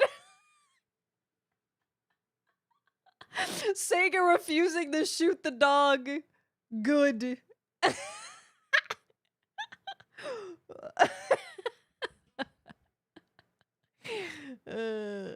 God damn. The dog of eventual fear. Genuinely not complaining, but that random ass grunt halfway through is so funny. That dog has some range. That's really funny. Came for the song, stayed for the Snoop Dogg face reveal. Nice. I like these comments. They're good. I like these comments.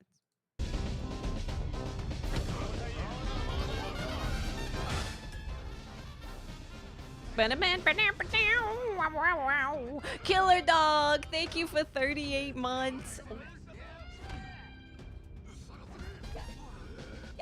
Welcome back, Killer Dog. Thank you so much. Neo 3, woo! When are they releasing the song? Freaking beats me, dude. The frame rate doesn't look bad to me. Frame rate looks fine. You're just watching a 1080p freaking stream, so.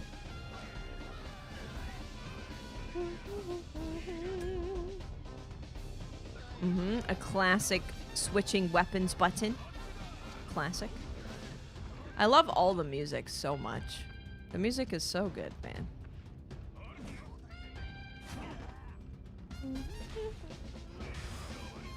Good parry, big parry.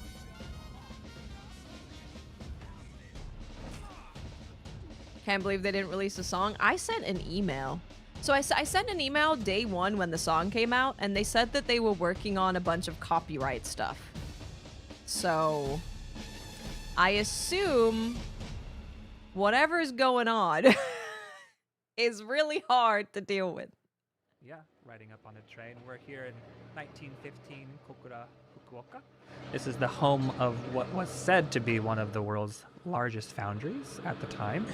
A smoke-scorched town bursting with the passion of hard-driven, equally fiery workers. Death Row wants their money. See Daito here with like a task from his boss, and gonna kind of just pan around here for a second, show you a bit of the town. Is it Snoop? That's so cool. Yeah. I know, it looks so beautiful. I love the little music. I can't wait to see the town, man. The designs, in person. looking down the alley, kind of what's over there. The town looks so Down nice. the street. The Exploring crowds. all the towns. Whoa, right? I know, watch out, sorry. Watch out. We're probably taking groceries home. Wow, that's really cool. Yeah. This is why you can't stream in 1080p, man. Because it looks like ass.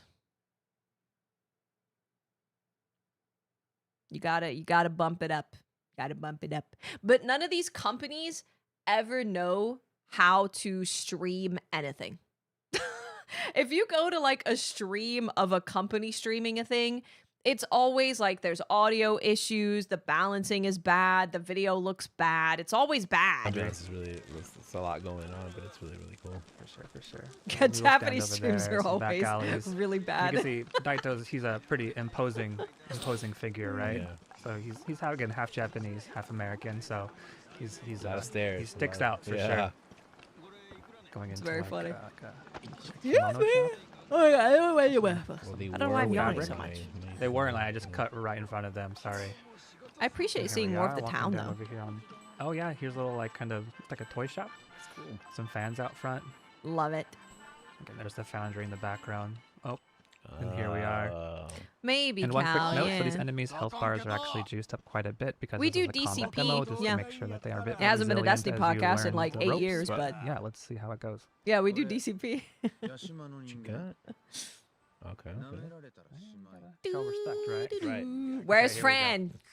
Chasing. He's a storm chaser So as now. you saw in the tutorial, Reporting on the news. Left and right. Ooh, nice. Left and right. Man, Yeah, Brett, yeah. You're going in fast. You're like, you know what?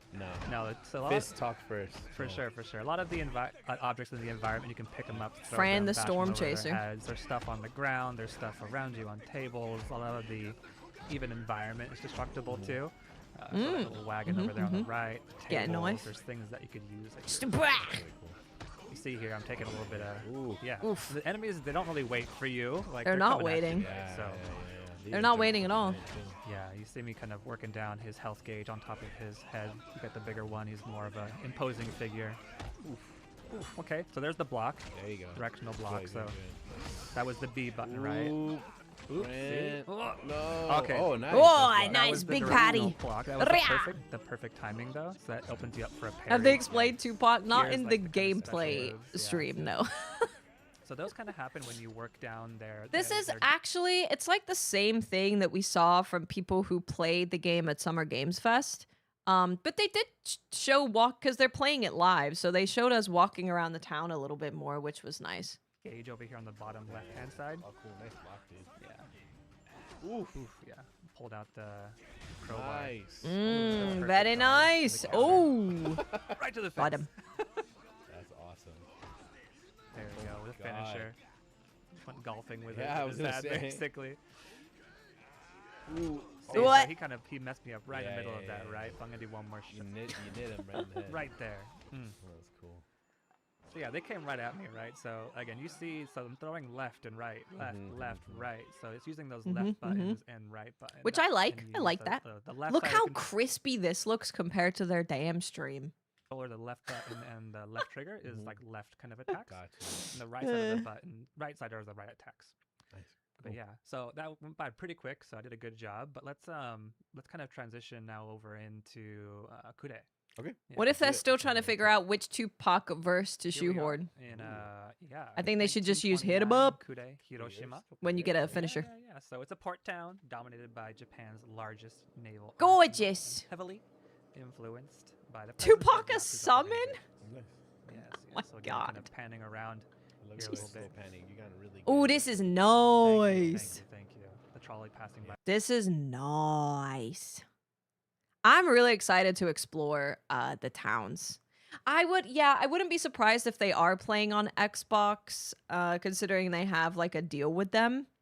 Would not be surprised. Really cool. And here, like some little dolls and like Yeah. Daruma. Is that much? Is that mochi? It looks like mochi. Yeah. Little record store Nice. Hey, let me go in there. Let me dig. This is some albums. down there in the alleys. And you see his outfit change too. Yeah, I'm We're- excited we're, for We're it. basically we went from got some drip. 1915 to 1929. Yeah, his drip has changed for sure. And here again, this is another kind Alright. of another encounter. Let's see how it This goes. is Oh, the guy that gave me the most. oh man, okay. God so I damn. didn't dodge him like I wanted to do right Jesus. there, but let's see if I can. Oh, nice. Big parry. Got the counter. Yeah, the locations and the different time periods. It's gonna be nice just walking This around. battle is like basically a larger kind of group of enemies, a lot of crowd control with this big old crowbar, right? So you got that big boss now kind of barreling down at you too, so you have to keep your eye on him. Oh, he missed. Loser. Just missed me right there. Idiot. Oof, right in the face. So kind of like, so I'm using the left side of the controller for right there, doing some kind of like little uppercuts right there with the crowbar. Spinning around. There's They that also special did move. say that they've Yeah, right increased there. That's enemy cool. Yeah, health, really cool. Right in the face. so that they have So if you're in time a to bit of space actually now, like you're chasing stuff by explain weapon. stuff. You push Y on the Oh no! I have pulled out my fist Rip. at the wrong time there, so let's get the knife. Some health real quick. He's You the can he's basically the sprint at muscle those of the enemies too, game. like I did there to kind of close the distance, create some space too. Ooh, nice Again, dodge. perfect dodge. Get 'em- Hey DTB, what's stick 'em up? right in the side. Yeah. yeah. Oof. Yeah, the shovel guy. Watch out. Okay, good. He's getting his ass beat. You're getting really aggressive. Yeah, I'm worried about you, He's getting his ass beat. Yeah. So I'm basically just trying to use that evade. Oh, a grab. Yeah, They can hold you. Oh, okay. That was nice. So I grabbed him with that. And there we go. He's a special That's finisher nice. I like that. Okay, so we kind of whittle him down a little bit. Yeah, grab the hand so that the others could hit you, and then yeah. Timing it. I like that. That's dynamic. I like dynamicism. Dynamicism. Knock him away. Kick in the air for no good reason. That's Yeah, right. just cause. Just cause. That's my legs. You gotta avoid There the we big go. guy. I was warming up for that one right there. Spinning around. Again, alternating the left and the right, the heavy and the light attacks. Oh my god. 1, 2, 3, 4. He's dead, so whiff that one. There we go. Watch out. Oh, I missed it. Okay, I blocked. Okay. It's pretty violent. Yeah, it's pretty violent.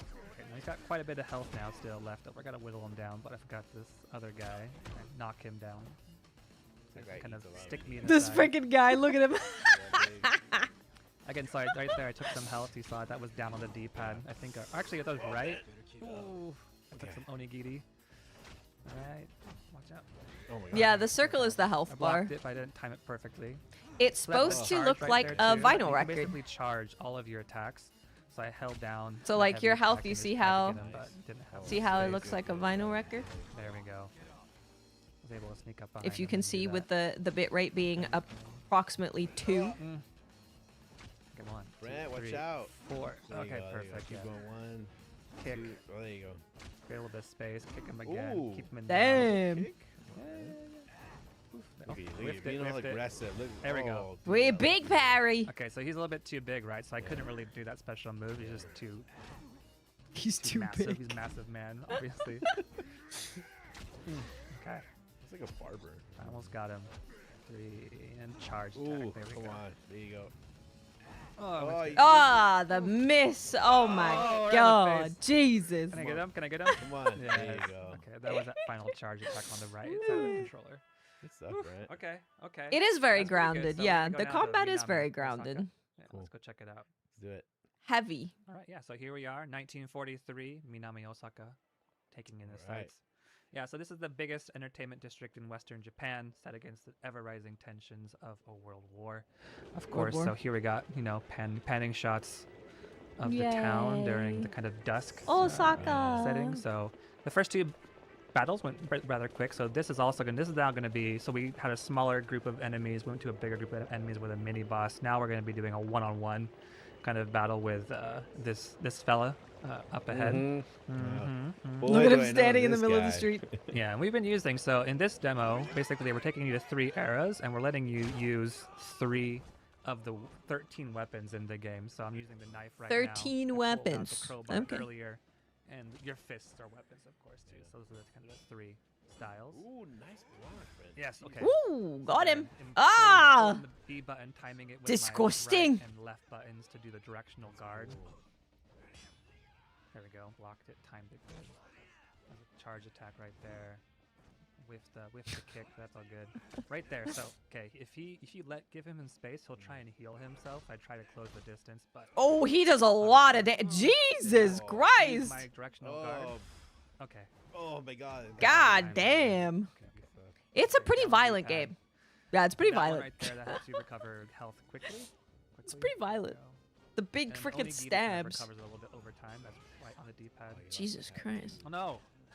Now I'm angry. They still, he knocked your hat off. Where did it go? That was one of the charge attacks again. Close the distance.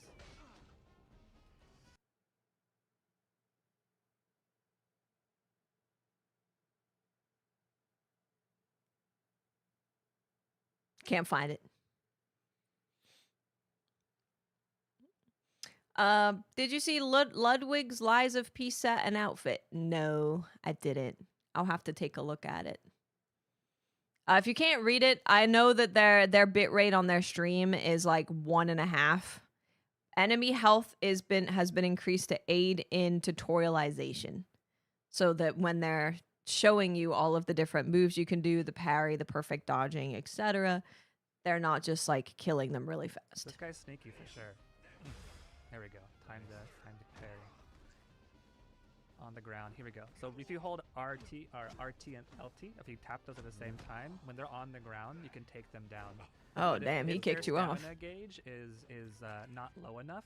So if it's red, you have a better chance of keeping them down for longer. I think combat will be If they're fun. kind of like green or feeling pretty strong. God damn. Fight back.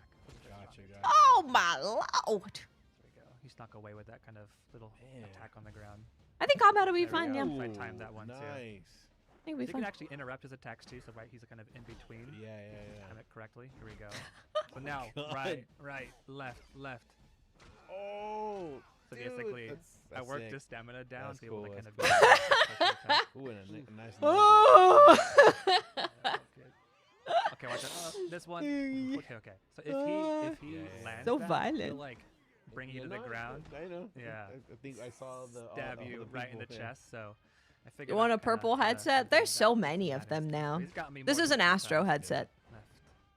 Okay, on the kick. Get him down the ground. Can I get him? Oh. Nice. Okay, here we go. Wait for it. Oh. Oh. Okay, I didn't time it there, but I was able to Okay, block at least. it. Thank God. A little bit of a evade. I'll see if I can Wow, close the you just gotta distance. play here. the Up, back. Okay, yeah. So let's evade it back. Gonna karate chop him with my knife. That's good. Let's see. Oh, I'm so sorry for the This is ad. when it gets dangerous. You can't hear me. Speeds up a little bit, changes up his combos. nice. Okay, time it again. Yeah, this is violent. Why are they not offering the collector's edition for Steam? Probably because collector's editions come, well, not all of them, but generally a collector's edition is not going to come with, like, it comes with a case that has a disc, right? So for Steam, there's no disc. So a lot of people will end up getting a collector's edition that has like a copy for console, and then they'll buy the Steam version. Like I have the collector's edition of Clair Obscur. I have a collector's edition for Clair Obscur, which came with a physical copy for PlayStation, but I have the game on Steam. Ads can kick rocks. I have to leave soon. I'm hungry too. Domino's pizza ad. I think this game is going to be really fun. I fear that I will never finish it because I'll spend like 40 hours running my showbiz business. Ultima, thank you for 23 months. Thank you for using your Prime. I appreciate you. Thank you so much. Get the PlayStation one if you're gonna get a collector's edition, get the PlayStation one because they're not gonna be doing many more discs. Makes it a little bit more special, I guess, maybe. I see. Oh my god. Okay. Take a lot of damage. Oh my! Get back. Maybe the parry window is kind of my small. God. Oh man. Ash, your boy, Yeah, thank like, you for you the got it jewels, here, my what? friend. Coming out from There we go. Now I got it there. Got the right distance. Oh, but thank you so much. with a good counter. Get him. Oh. Block. Oh. Okay. Yeah. Code in a Deal. box. Down the D-pad. There we go. Interrupted his attack. Oh. Coming around. Ooh. In the back. Ooh. Charge. Nice, RTLT. nice. Here we go. Right in the Ooh. God damn. Stop. Oh, nice. God Stop damn. too. That's one more move on the ground. You could do RTLT at the same time. That's You can cool. do a stop move while he's dead. Uh-oh. Oh my god. Oh, Almost got getting it. greedy. Block. Getting greedy. Okay, left, right, kick. Ooh, nice one. I'm sorry, I'm focusing right now. This is Yeah, no. It doesn't look like there's lock on. Nice. It looks like it's directional. Oh, you got right it in with the the back. kick. Nice. That's cool. Looks like it's directional. Well, we hope you enjoyed the walkthrough of the Summer Games Fest Playdays hands-on demo. Yeah. Yeah, And no, thank it you. won't be Appreciate long it. before everybody will be able to try the combat and maybe an upcoming in-person events.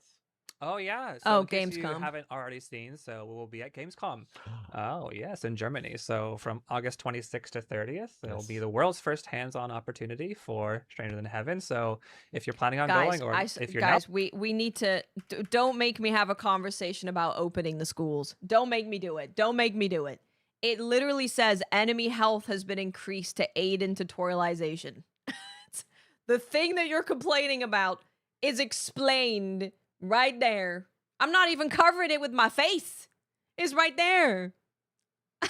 I understand maybe you can't read it, but they wanted to take you through the gameplay of like different weapons, parrying, perfect dodging, being able to do all the moves on the enemy so that they could actually show you it instead of just killing them immediately.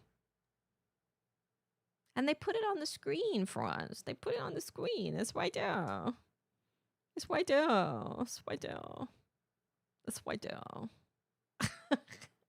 Got him. Oh, you right got a in there. walkthrough of the summer part of the combat and maybe an upcoming in-person events. Oh yeah. So in case you haven't Well, already, this is why when I play a game now and I'm reading a tutorial, I have to hold the button down to close the damn tutorial. This is why. seen, so we'll be at Gamescom. Oh yes, in Germany. So from August 26th to 30th, it will be the world's first Bella, what are hands-on you doing? opportunity for Stranger Than Heaven. So if you're planning on going, or if you're now planning on going because of that, you know, George Bush will keep a pay for lookout his for us there. crimes. And we'll have some more updates on socials about that event in the near future. And But I know that their stream is being streamed at literally, it says 1080p. I think it's like 460. Maybe something weird like a 310. So I know it could be hard to read. maybe other events in the future as well. Yes. So keep an eye out on also our socials for that upcoming, or those upcoming updates too. I don't even need a demo. I want the song. I want the song, or I want to have an extended look at the showbiz part of it. Like how you you run show business and run shows for different artists and make music and stuff. I want that. That's what I want. This is why I get questioned when is the release date on a release date trailer. Isn't the release date also in the trailer? Not just the description, but like in the trailer?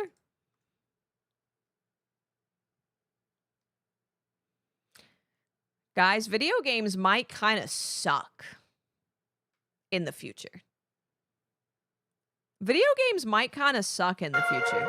I say this just because they're having to be created for young people.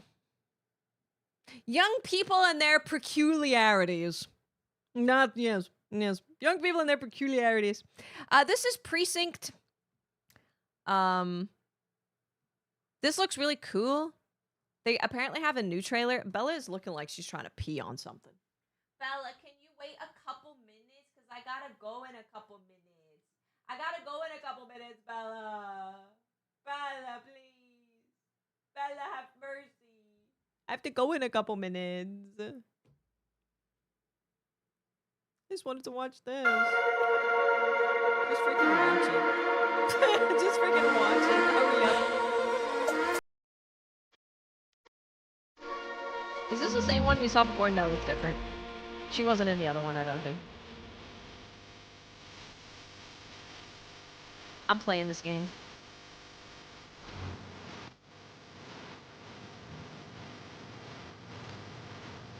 I'm playing this game.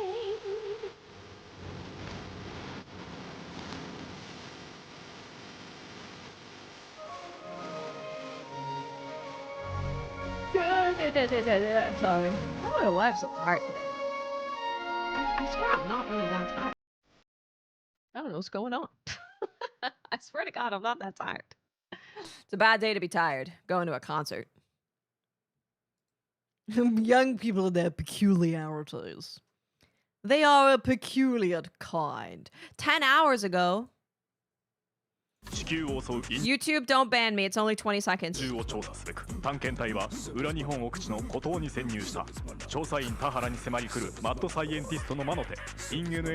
this is fine. They don't have their music playing.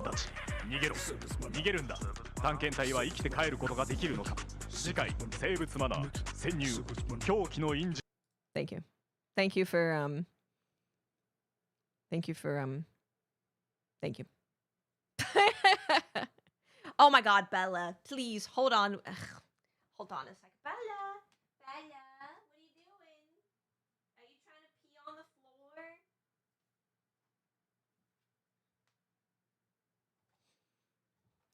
Well, guys, I basically have to get off now anyway.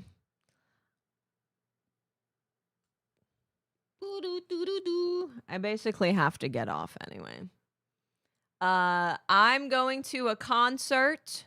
I'm going to the YOSOBI concert. We have VIP tickets. So I have to get there a little earlier in order to get my VIP goodies. Yeah.